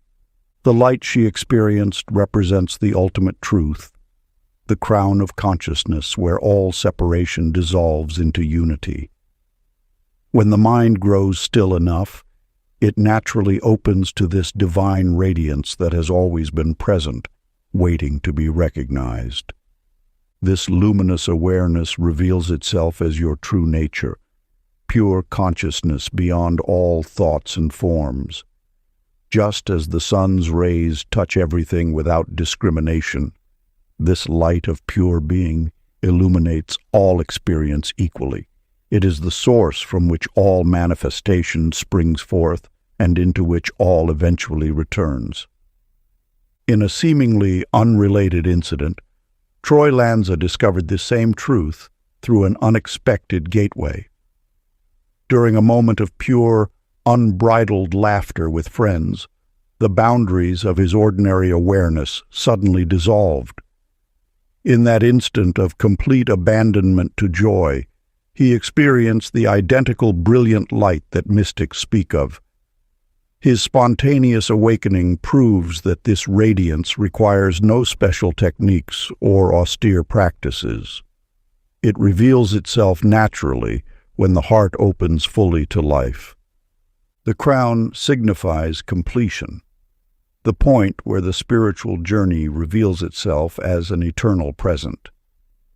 Whether through meditation like Flora or through laughter like Troy, this light of pure consciousness waits to be recognized as your essential nature.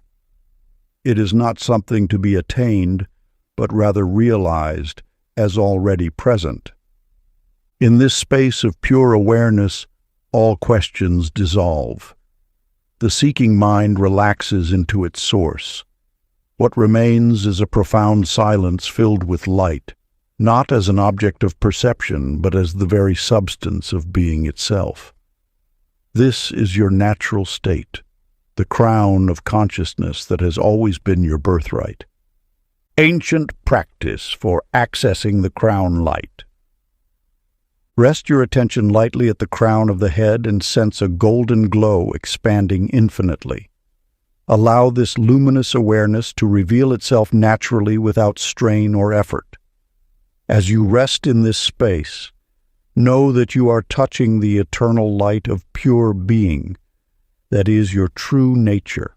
Chapter 30, The Final Alignment. In a sunlit garden, Gloria Russo sat contemplating the myriad teachings that had transformed her understanding. As she watched butterflies dance between flowers, a profound realization settled over her like morning dew. Every spiritual principle, every law of manifestation, every technique of transformation merged into a single, seamless truth. The universe does not create anew, but eternally remembers itself through each soul's awakening. What appears as manifestation is simply consciousness recognizing its own reflection.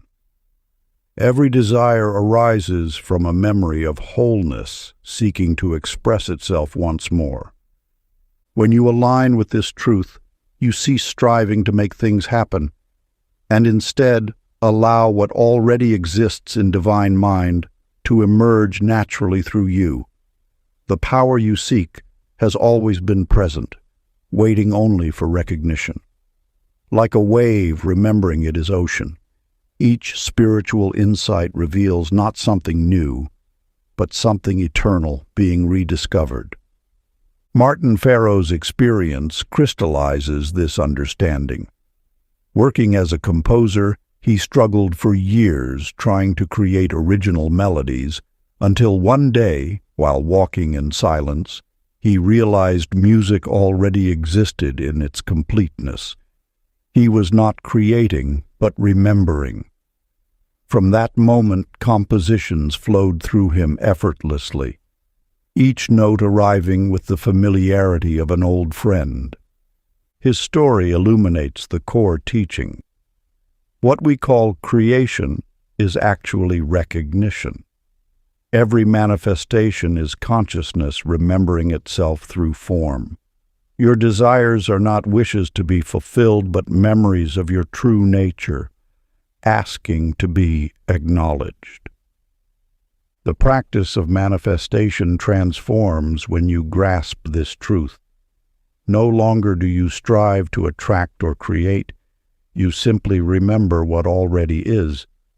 Like sunlight naturally illuminating whatever it touches, your awareness naturally expresses wholeness when you recognize yourself as that awareness.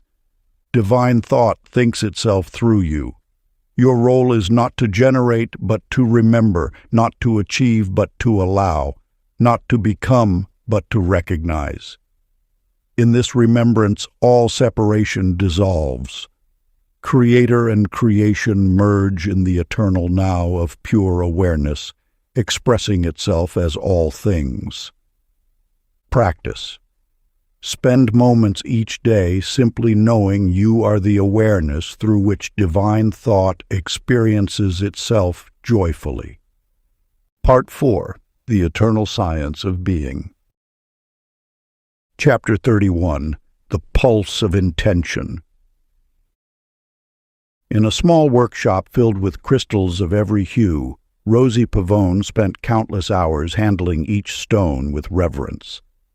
While others saw mere minerals, she sensed an underlying vitality that defied explanation. Each crystal seemed to pulse with its own subtle rhythm, responding to her touch in ways science had yet to measure. Through patient observation, Rosie discovered that her thoughts and feelings appeared to influence the energetic quality of the crystals. When she approached them with loving attention, they seemed to amplify their natural properties. The stones felt warmer, their colors more vivid, their presence more pronounced. This wasn't mere imagination. Even skeptical visitors to her workshop noted something different about her specimens. The universe reveals its secrets to those who approach with gentle wonder. What Rosie stumbled upon mirrors Tesla's groundbreaking insight that thought generates measurable waves of energy.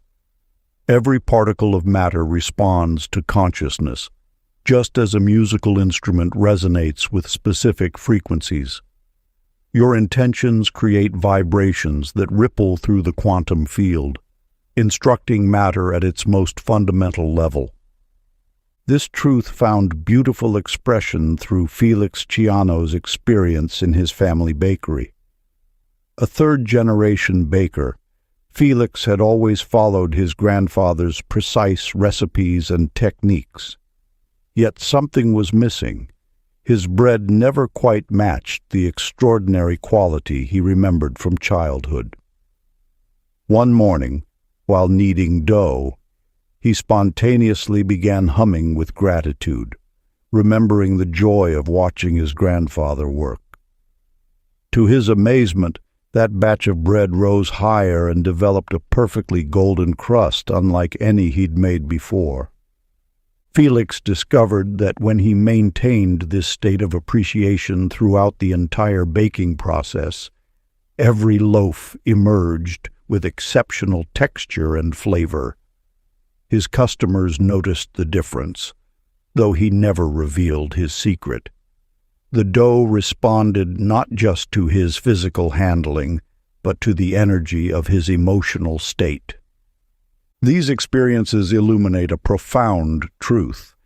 Matter itself is responsive to consciousness.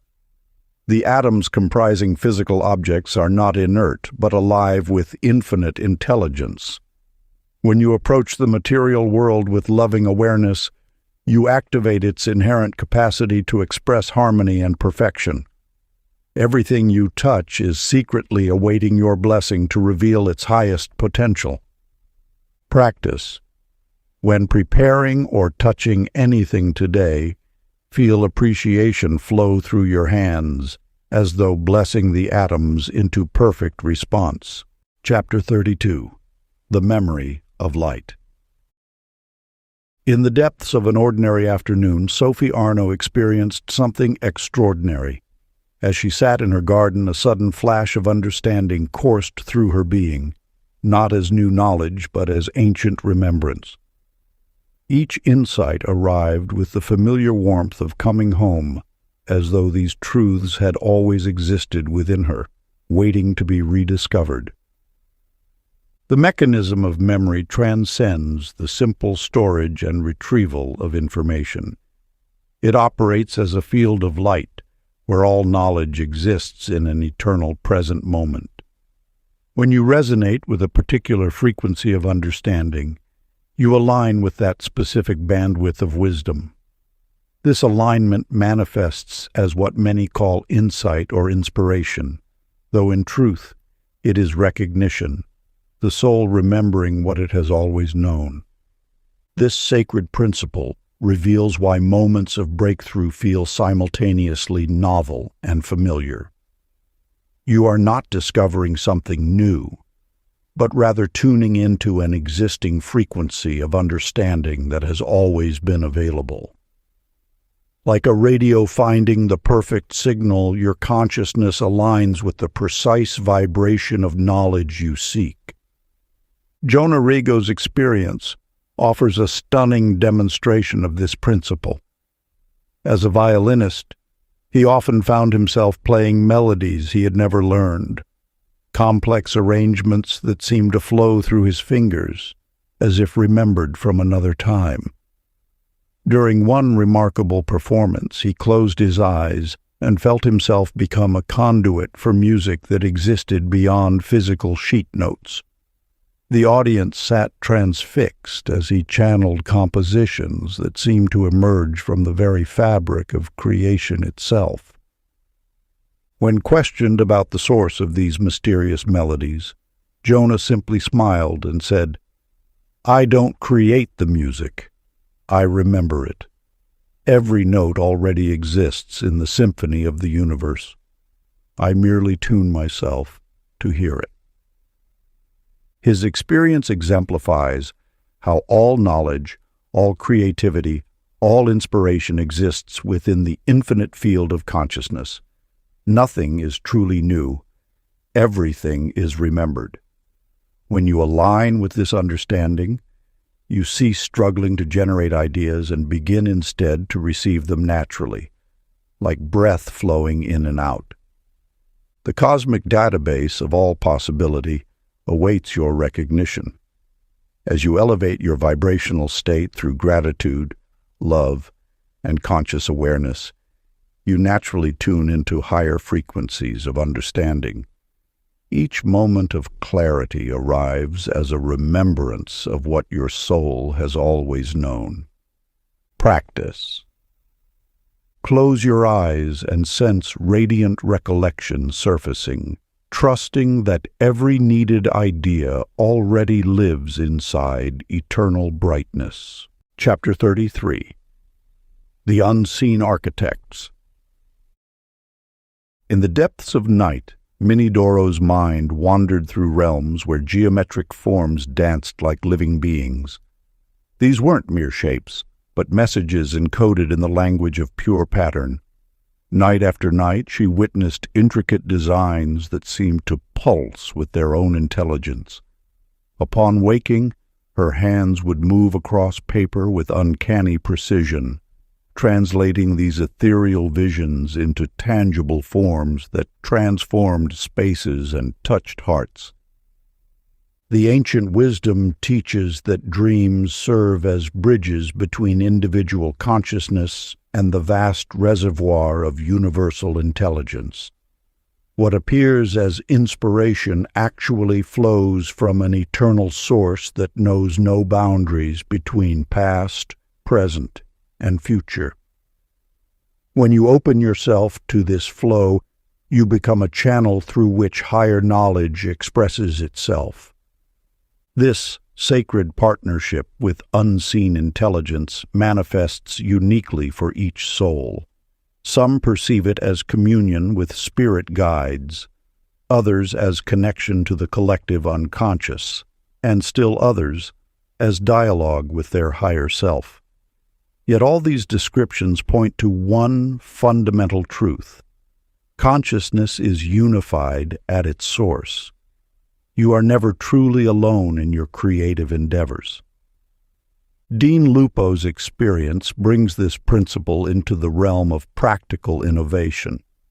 Working late in his engineering lab, he learned to quiet his analytical mind and attend to subtle promptings that arrived as wordless knowing. These moments of receptivity yielded breakthrough insights into renewable energy systems. What seemed impossible through logic alone became elegantly simple when he allowed himself to be guided by this deeper intelligence. His sketches, initially dismissed as improbable by colleagues, contained solutions that later proved mathematically sound and environmentally transformative.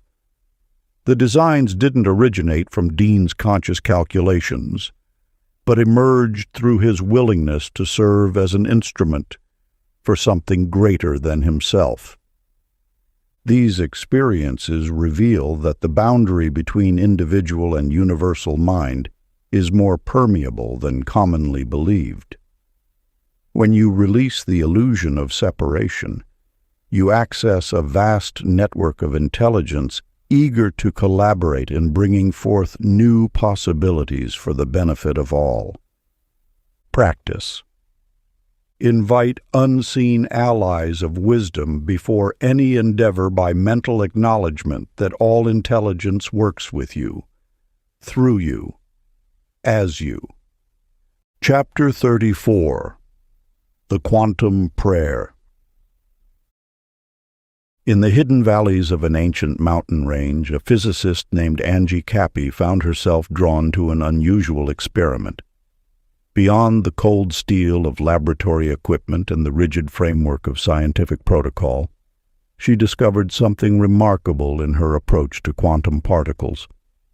Instead of maintaining clinical detachment, she began to meditate upon the particles with genuine compassion, as though each one carried a spark of consciousness.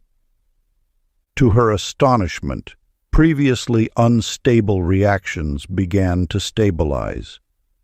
Experiments that had defied prediction suddenly displayed patterns of coherence. What she had stumbled upon transcended the traditional boundaries between observer and observed, revealing a truth known to mystics throughout the ages. Consciousness shapes reality through the power of loving attention. The quantum field responds not merely to observation, but to the quality of that observation. When Angie approached her work with heart-centered awareness, the very fabric of reality seemed to soften and align with her intentional focus. This phenomenon echoes the ancient understanding that the universe is not a machine, but a living, responsive intelligence. In the bustling streets of an urban neighborhood, Jerome Cole discovered a parallel truth through an entirely different approach. Each morning, before the city stirred to life, he would sit in his modest apartment and imagine peace flowing through the streets like gentle waves of light. He held no specific agenda, made no demands of reality. Instead, he simply maintained a steady vision of harmony, touching every corner of his community. As weeks passed, a subtle yet unmistakable shift occurred. The usual tensions that had characterized his neighborhood began to dissolve. Arguments that once erupted regularly between neighbors became rare. Children played more freely in the courtyards. Even the local traffic seemed to flow with greater courtesy and ease. Jerome's practice demonstrated that conscious focus acts as a form of wordless prayer, a silent dialogue with the underlying matrix of reality. His morning meditations created ripples in the field of consciousness that touched all who entered its sphere of influence. These experiences illuminate a profound teaching. The observer and the observed are united in a dance of continuous creation. When we approach any aspect of life with loving awareness, we participate in shaping its expression. This is not mere philosophy, but practical spirituality grounded in both quantum mechanics and ancient wisdom. The universe responds to the quality of our attention because at the deepest level, attention itself is a creative force. When we observe with compassion, we activate a field of coherence that naturally organizes chaos into harmony. This principle operates whether we're working with subatomic particles or human relationships. Ancient practice. Center awareness on an image of harmony until imagination fills every potential outcome with compassionate coherence. Chapter 35. The Music of Spheres Within. In the quiet hours before dawn, Lottie Pirro discovered a truth ancient as starlight itself. Each morning she would stand among her indoor garden, whistling melodies that seemed to arise from somewhere beyond thought. At first, she dismissed the subtle swaying of leaves as mere breeze, until one windless day when her ferns danced to her tune, as though celebrating life itself. Within every sound lives a sacred geometry, a blueprint of creation expressing itself through vibration. Just as planets trace perfect orbits while humming their celestial songs, all matter responds to the music of consciousness. Your voice carries this same creative force. Each word, each tone, each whispered prayer shapes the invisible architecture of reality. The universe itself began with sound, the primordial Om that set galaxies spinning. This cosmic song continues through all things, waiting to be recognized and engaged. When you align your voice with these eternal frequencies, you participate directly in the ongoing symphony of creation. Brett Massey stumbled upon this wisdom through his guitar strings. After studying the mathematical relationships between planetary movements, he began tuning his instrument to these cosmic intervals. During his performances, audiences would close their eyes, transported by harmonies that seemed to emerge from the fabric of space itself. Without knowing why, people reported feeling profound peace, as though their cells remembered an ancient equilibrium. Through music, Brett had tapped into the healing frequencies woven into existence itself. These experiences reveal that sound is far more than mechanical waves. It is the language through which consciousness sculpts reality. Every culture's creation stories speak of the world being sung or spoken into being. These are not mere myths, but glimpses of a fundamental truth. Vibration precedes manifestation. When you work consciously with sound, you engage the same force that shapes galaxies and grows flowers. Your voice becomes an instrument of transformation, capable of reorganizing matter at its most subtle levels. Through harmonious tones, you can restore any aspect of life to its original divine resonance. Practice. The cosmic hum. Hum softly as though echoing galaxies. Sensing each note, reorganize your mood toward luminous equilibrium. Chapter 36. The Law of Radiant Compensation. In the depths of winter, Tilda Rennie received news of her position's termination. While others might have seen catastrophe, She chose to view this shift through the lens of universal wisdom. Rather than allowing fear to cloud her vision, she embraced this change as cosmic reorganization, a divine adjustment, orchestrating unseen possibilities. Within the tapestry of existence, every apparent loss creates space for greater gain. Just as nature abhors a vacuum, the universe rushes to fill emptiness with new potential. Tilda understood this ancient truth intuitively. Instead of resisting change, she flowed with it, maintaining an unwavering faith in the perfect order of things. 3 weeks passed, and opportunities began emerging like spring blossoms after frost. A former colleague introduced her to an innovative startup. A chance encounter led to consulting work that utilized talents she had long neglected. What appeared as career dissolution transformed into career evolution, yielding both greater fulfillment and increased abundance.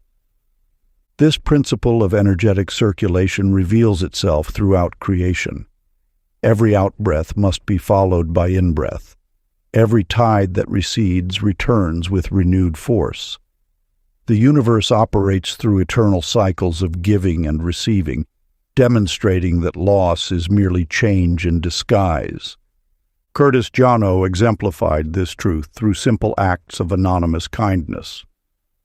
Without seeking recognition, he quietly assisted neighbors, shoveling snow from elderly residents' walkways, leaving bags of groceries at struggling families' doorsteps, secretly paying past-due utility bills for those in need.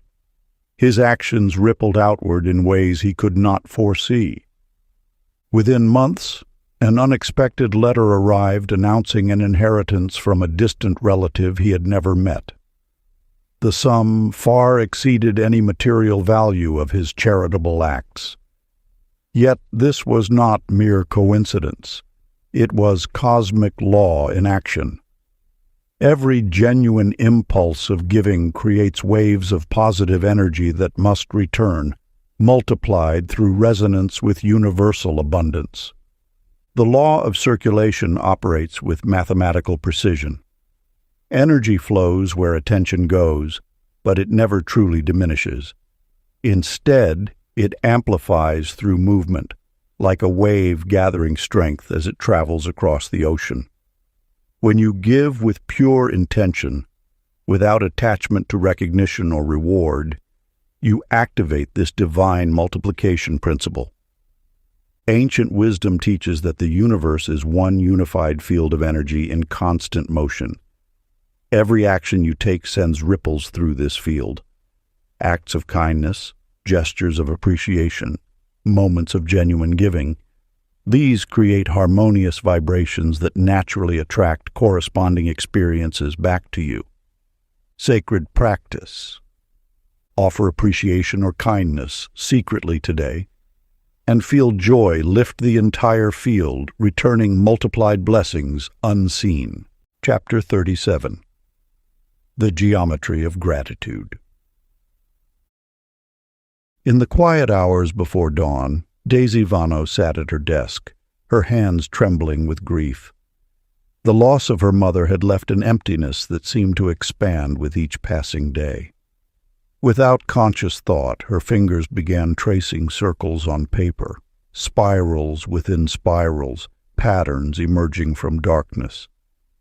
As the mandala took shape beneath her pen, something shifted within her heart.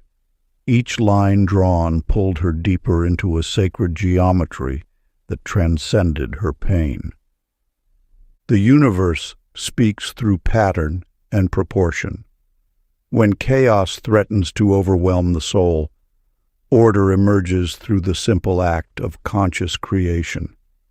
As Daisy's mandalas grew more intricate, her sorrow transformed into a profound appreciation for life's inherent symmetry. The teaching reveals that gratitude acts as a harmonizing force, naturally realigning discordant energies into balanced expression. Within every challenge lies a hidden invitation to discover deeper harmony.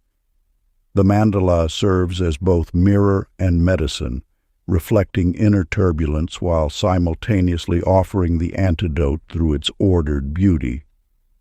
As you trace the path from outer chaos to inner peace, remember that appreciation creates coherence at the quantum level.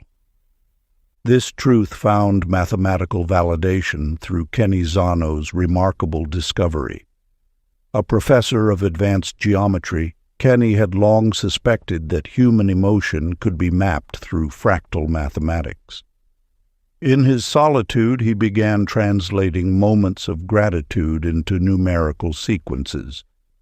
What emerged astounded the academic community. The wavelength of appreciation followed the same golden spiral found in galaxies and nautilus shells.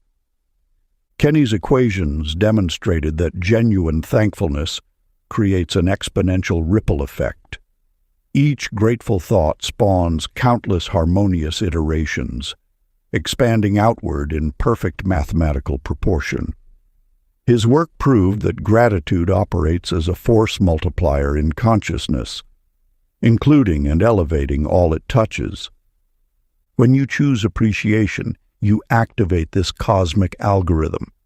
The simple act of giving thanks initiates a cascade of beneficial frequencies that restructure reality at its foundation. Through gratitude, chaos resolves into cosmos, and separation dissolves into unity. Ancient wisdom and modern science converge in this profound understanding. Appreciation is not merely an attitude but a force of nature that restores divine order. When you align with this principle, you participate in the universe's fundamental drive toward harmony. Practice. Let appreciation spread like ripples in clear water until every corner of experience reflects graceful completion. Chapter 38. The Divine Equilibrium. In the quiet hours before dawn, Penny Lido sat at her desk, surrounded by stacks of unfinished work. Her fingers trembled slightly as she reached for her coffee cup, the seventh that day. The artificial energy coursing through her veins masked a deeper exhaustion that had been building for months. Success had always been her singular focus, yet now it felt more distant with each exhausting day. Through the window, she observed a cypress tree swaying in the morning breeze. Its gentle back-and-forth motion held her attention, and in that moment, a profound truth emerged. Nature never strains against its own rhythm. The universal law reveals that all energy moves in waves, periods of intensity followed by necessary retreat. Just as the ocean's tides ebb and flow, so too must human endeavor pulse between effort and renewal. This ancient wisdom teaches that force applied without pause diminishes its own power, while balanced rhythm magnifies creative force. Consider how a heart beats, contraction and relaxation in perfect sequence. It is this alternation that generates life force. So too with the breath. Inhalation and exhalation form a complete circle of vitality. All of nature embodies this sacred cadence. Dino Perry discovered this truth through his craft. As a sculptor, he had always attacked his marble with relentless determination, yet his work seemed somehow rigid, forced. One afternoon, exhausted, he began taking brief pauses between strikes of his chisel. To his amazement, these moments of stillness enhanced his precision. The marble seemed to speak to him in the quiet intervals, revealing where the next cut should fall. His new approach yielded extraordinary results. Where once he fought against the stone, now he moved in harmony with its natural grain. His sculptures gained a fluid grace that critics called alive with breath. By honoring the rhythm of effort and ease, his productivity doubled while his fatigue diminished. This law operates in all dimensions of existence. Whether in creative work, physical exercise, or spiritual practice, balanced alternation generates sustainable power. Forced persistence depletes, while rhythmic engagement energizes. The lesson writes itself in nature's endless cycles, day and night, seasons in succession, the spiral dance of galaxies. Each apparent opposition reveals itself as complementary pulse in the greater pattern. Ancient practice. In every activity, sense alternating waves of action and stillness melting together into steady, effortless grace. Chapter 39. The Infinite Library. In a distant mountain village, Joanna Pilo rested each night beneath silk quilts handed down through generations. Though her days filled with ordinary tasks, her dreams transported her to corridors lined with books bound in light.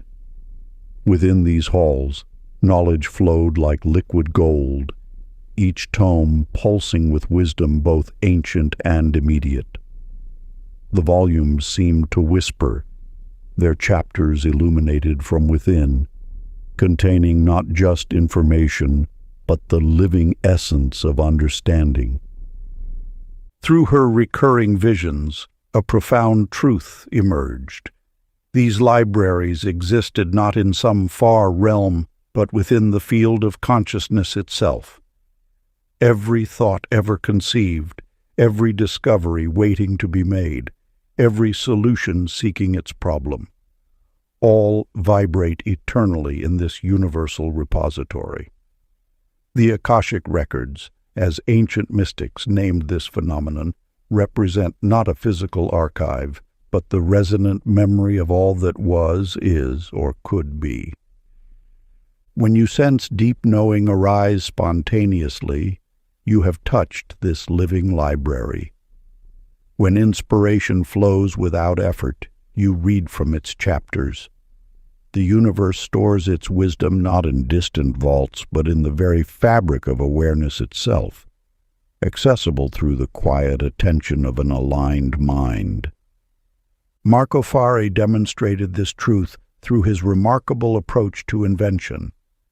Rather than forcing solutions through logic alone, he would sit in his workshop, close his eyes, and imagine walking through golden halls of knowledge. There, between shelves of light, answers would emerge not as mechanical blueprints, but as harmonious patterns seeking expression. His most revolutionary designs came not from calculation, but from this gentle communion with universal intelligence. One afternoon, facing a particularly challenging technical problem, Marco settled into his familiar meditation. Instead of straining for answers, he visualized ascending marble steps into the infinite library. As he browsed ethereal shelves with reverent curiosity, the solution appeared, not as complex schematics, but as an elegant principle so simple he wondered how he hadn't seen it before. The answer had existed always, waiting only for his consciousness to align with its frequency. This principle extends beyond invention into every realm of learning and discovery. The answers you seek already exist within the field of infinite intelligence. Your role is not to manufacture knowledge, but to attune yourself to its ever-present stream. Sacred practice. Before beginning any study or facing any decision requiring wisdom, find a quiet moment and close your eyes. Imagine ascending gentle steps into a vast library of golden light. Feel the warm radiance of accumulated wisdom around you. Browse these luminous shelves with childlike wonder, knowing the precise knowledge you need draws closer through your receptive attention. Let understanding arise naturally, for the eternal library of light responds not to forcing, but to peaceful invitation. Chapter 40. The Return to Origin.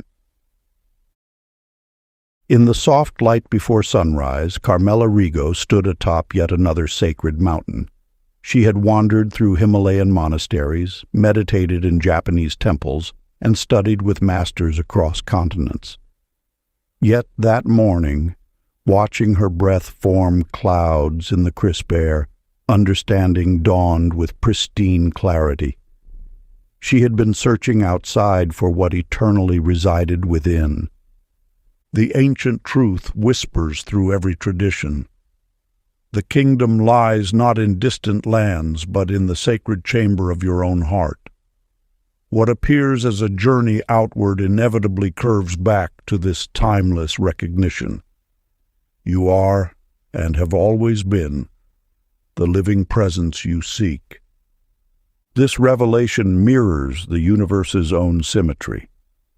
Just as light travels in waves yet remains essentially unchanged, consciousness journeys through countless forms while never leaving its source.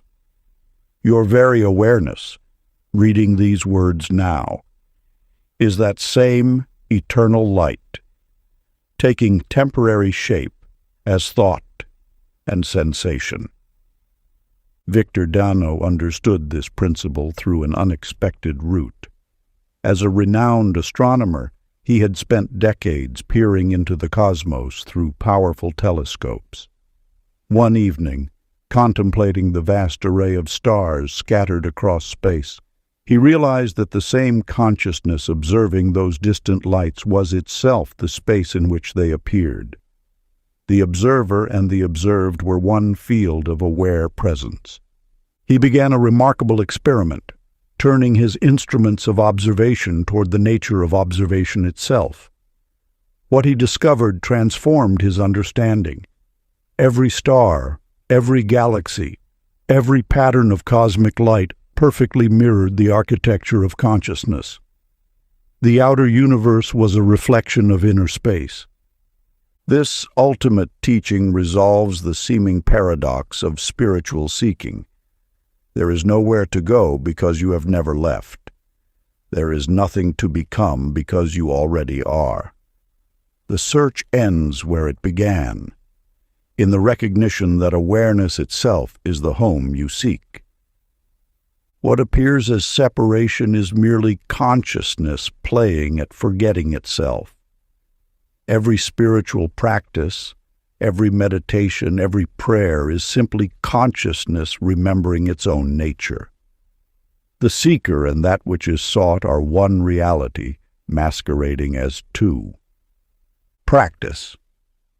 Sit quietly, sensing the luminous center beneath thought, recognizing you have always been the origin manifesting through form. Part 5. The Revelation of Unity. Chapter 41. The Living Equation. Betty Lupo spent countless mornings tracing equations and numbers across her fogged bathroom mirror, finding peace in the ghostly digits that emerged from her fingertip against the misted glass. She had no formal training in mathematics, yet something within her recognized the sacred patterns taking shape before her eyes. As the steam slowly dissipated, she watched her numerical musings fade like whispers of universal truth returning to the ether. What Betty discovered through her intuitive practice reveals one of existence's most elegant principles. Mathematical harmony exists not as human invention, but as the discovery of eternal truth, expressing itself through consciousness. The numbers and equations that govern our universe are not mere human constructs, but revelations of an underlying cosmic order waiting to be uncovered by the ready mind. Every balanced equation mirrors the perfect equilibrium present in spiritual law. Just as energy cannot be created or destroyed, only transformed, So too does every spiritual principle maintain its perfect balance through endless permutations. The universe calculates constantly, adjusting and rebalancing itself through infinite expressions of the same fundamental truths. This wisdom found practical application through Dennis Corey, a young accountant who transformed his relationship with numbers beyond mere calculation. During long hours reviewing financial statements, Dennis began approaching his work as meditation. Rather than seeing columns of figures as cold data, he recognized them as expressions of universal order, seeking balance.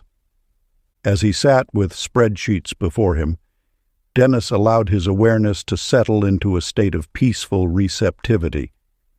He stopped forcing solutions and instead listened to the quiet harmony underlying the numbers themselves. Gradually, he noticed that when he achieved this state of relaxed attention, solutions appeared effortlessly, and financial flows increased naturally. What appeared as coincidence to others revealed itself as principle to Dennis. Order within breeds order without. By aligning his consciousness with mathematical harmony, he created a resonant field that attracted greater abundance.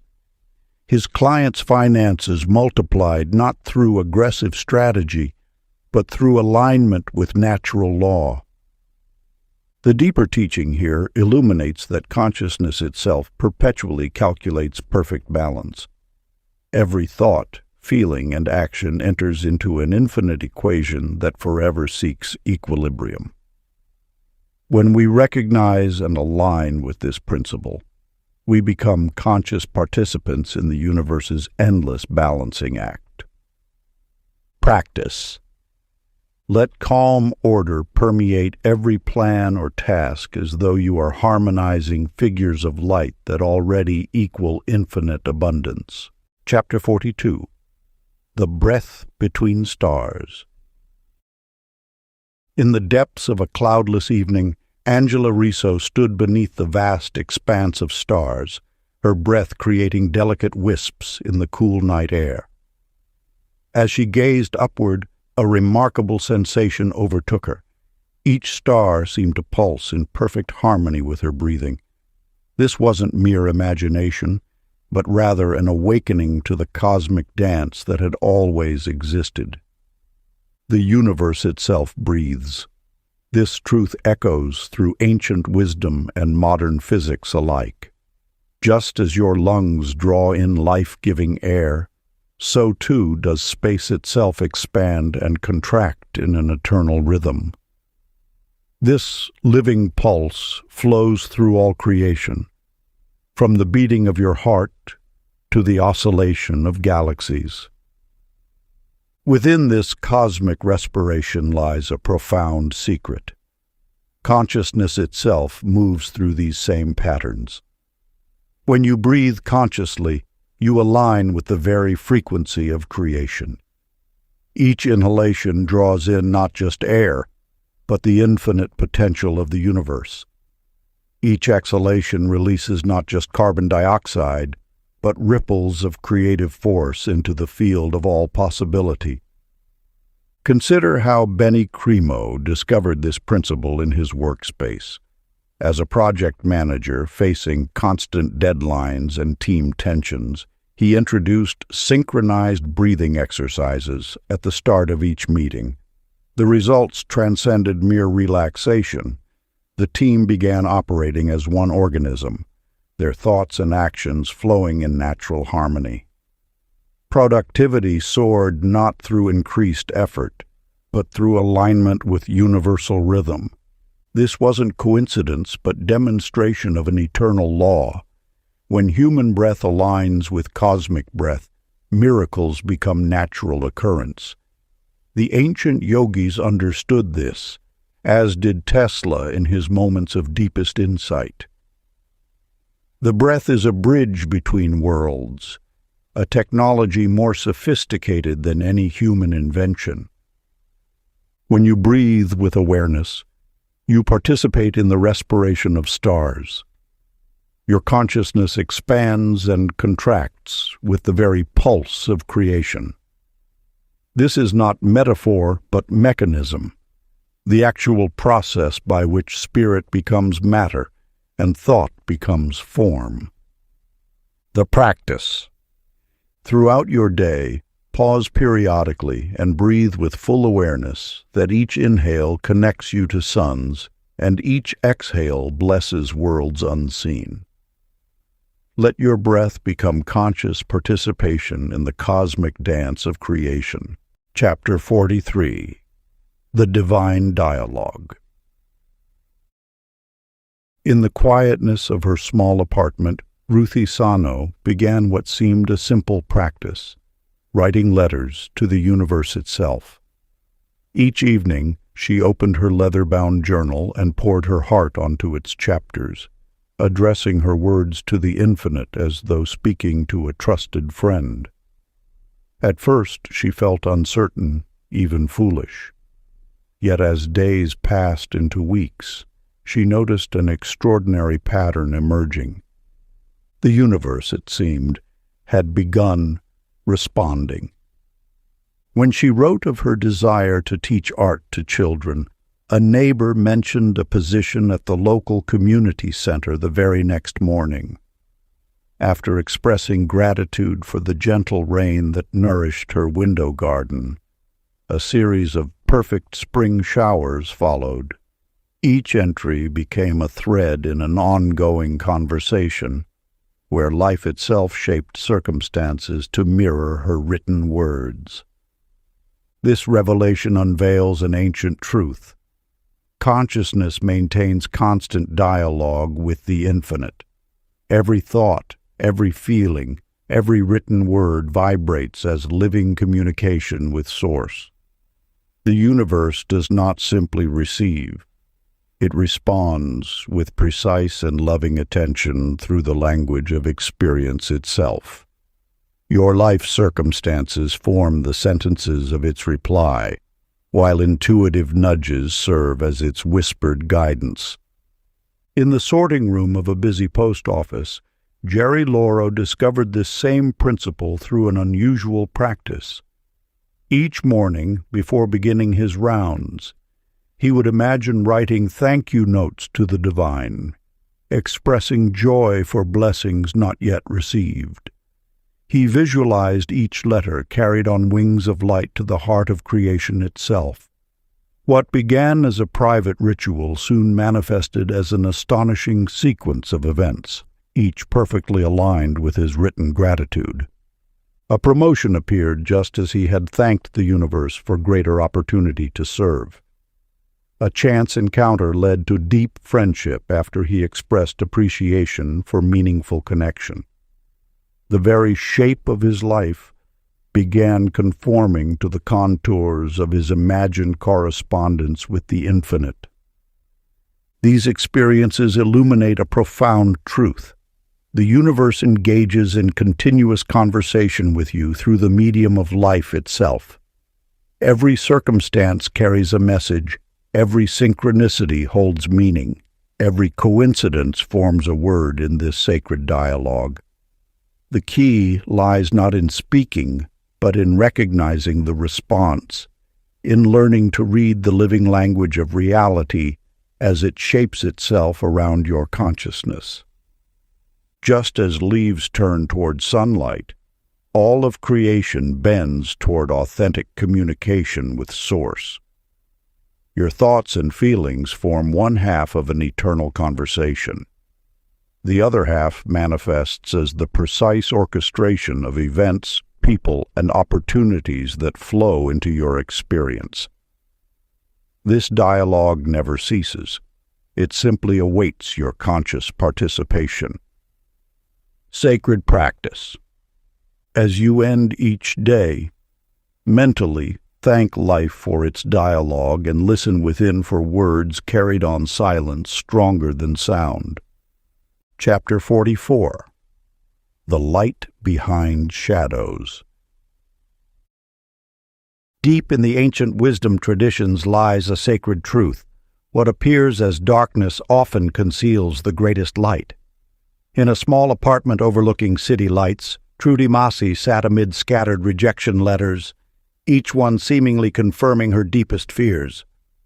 Yet in that moment of apparent defeat, an extraordinary shift in perception occurred, one that would reveal the hidden architecture of divine communication. Each setback began to shimmer with new meaning, like a photographic negative holding the potential for revelation. The teaching here unveils a profound principle. Contrast serves as the divine artist's tool, carefully crafting shadows to make light visible. Just as a painter cannot create depth without darkness, the universe uses apparent obstacles to sculpt breakthrough moments. Your perceived failures are not endings but outlines, carefully placed strokes on the canvas of consciousness. They form the necessary contrast through which your brightest potential emerges.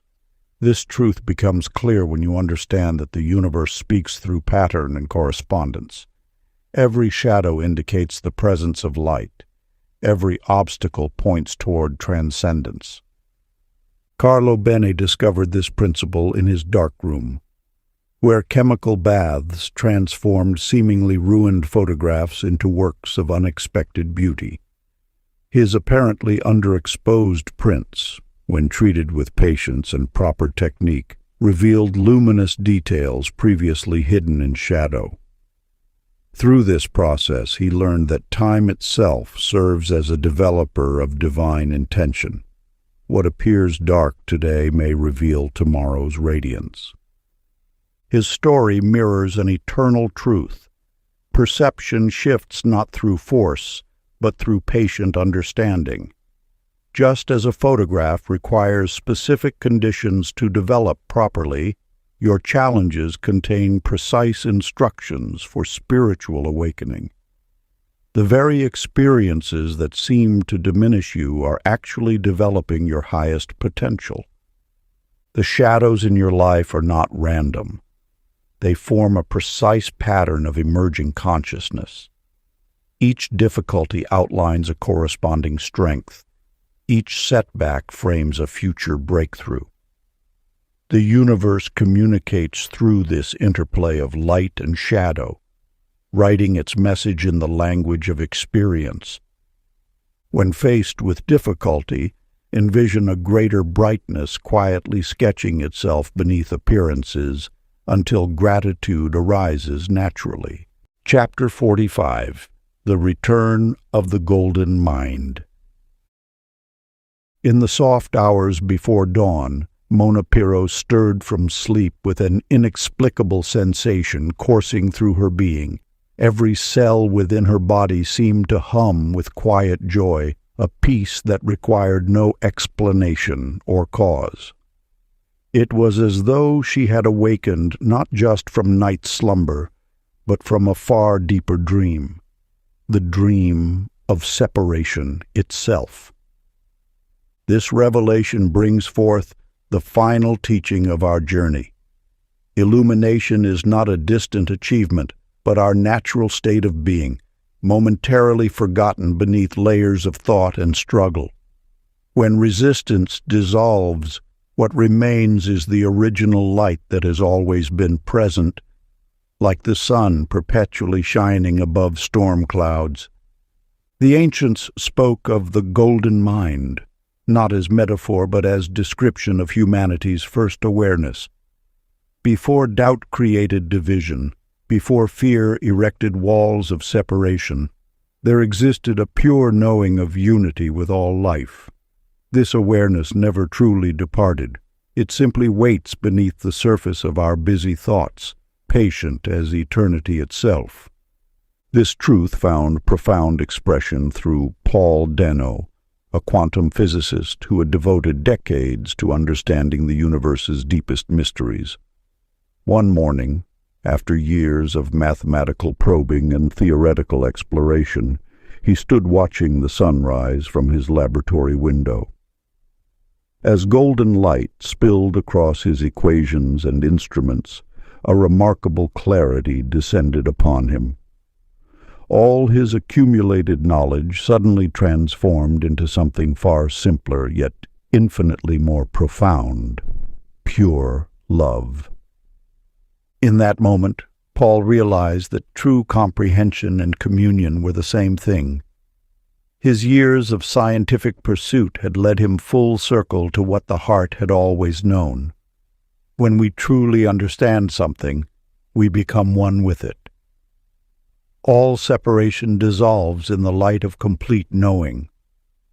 This brings us to the essential purpose behind all metaphysical study and spiritual seeking. Every teaching, every practice, every moment of insight serves one ultimate aim: to remember the whole that exists within each part. Like waves recognizing they are ocean, like rays remembering they are sun, we simply return to what we have always been. Ancient practice.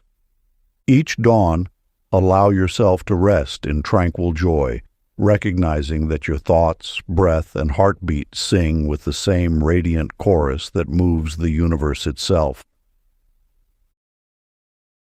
If you enjoyed this audiobook, I created a free ebook version for you. You can download it using the link in the pinned comment. Conclusion. The ancient sages spoke of a golden age not as prophecy but as memory, a time when humanity walked in conscious partnership with universal intelligence. This knowing never truly vanished. It simply waited beneath the surface of ordinary perception, like sunlight behind clouds. Now, as science and spirituality converge, we recognize that Tesla's dynamic theory of gravity and Goddard's teachings of imagination share one profound truth: consciousness shapes reality through resonant attention. The power you seek has never been separate from your being. It pulses through every cell, whispers through every thought, and orchestrates every circumstance of your life. When you breathe consciously, you participate in cosmic respiration. When you imagine lovingly, you engage the same force that dreams galaxies into existence. When you feel gratitude, you align with the fundamental frequency of creation itself. This understanding transcends metaphysics and enters the realm of direct experience. The universe operates not through distant laws, but through intimate collaboration with your awareness. Your thoughts are not merely electrical impulses, but living architecture, sculpting probability into manifestation. Your emotions are not reactions, but magnetic fields, attracting circumstances that mirror your inner state. The journey from seeking to knowing unfolds naturally when you recognize that consciousness itself is both the questioner and the answer. The ancient wisdom traditions, quantum physics, and your own intuition converge in one timeless truth: reality responds to the quality of your attention. Whether through Tesla's resonant frequencies or Thoth's emerald principles, all paths lead to this essential realization: you are the living embodiment of the creative force you sought to understand. This is not philosophical speculation, but practical mysticism, verified through direct experience. As you allow this remembrance to permeate your awareness, the separation between spiritual and material dissolves. Every moment becomes an opportunity for conscious creation, every breath a communion with infinite intelligence. If you enjoyed this exclusive audiobook, I handpicked this next book which will change your life.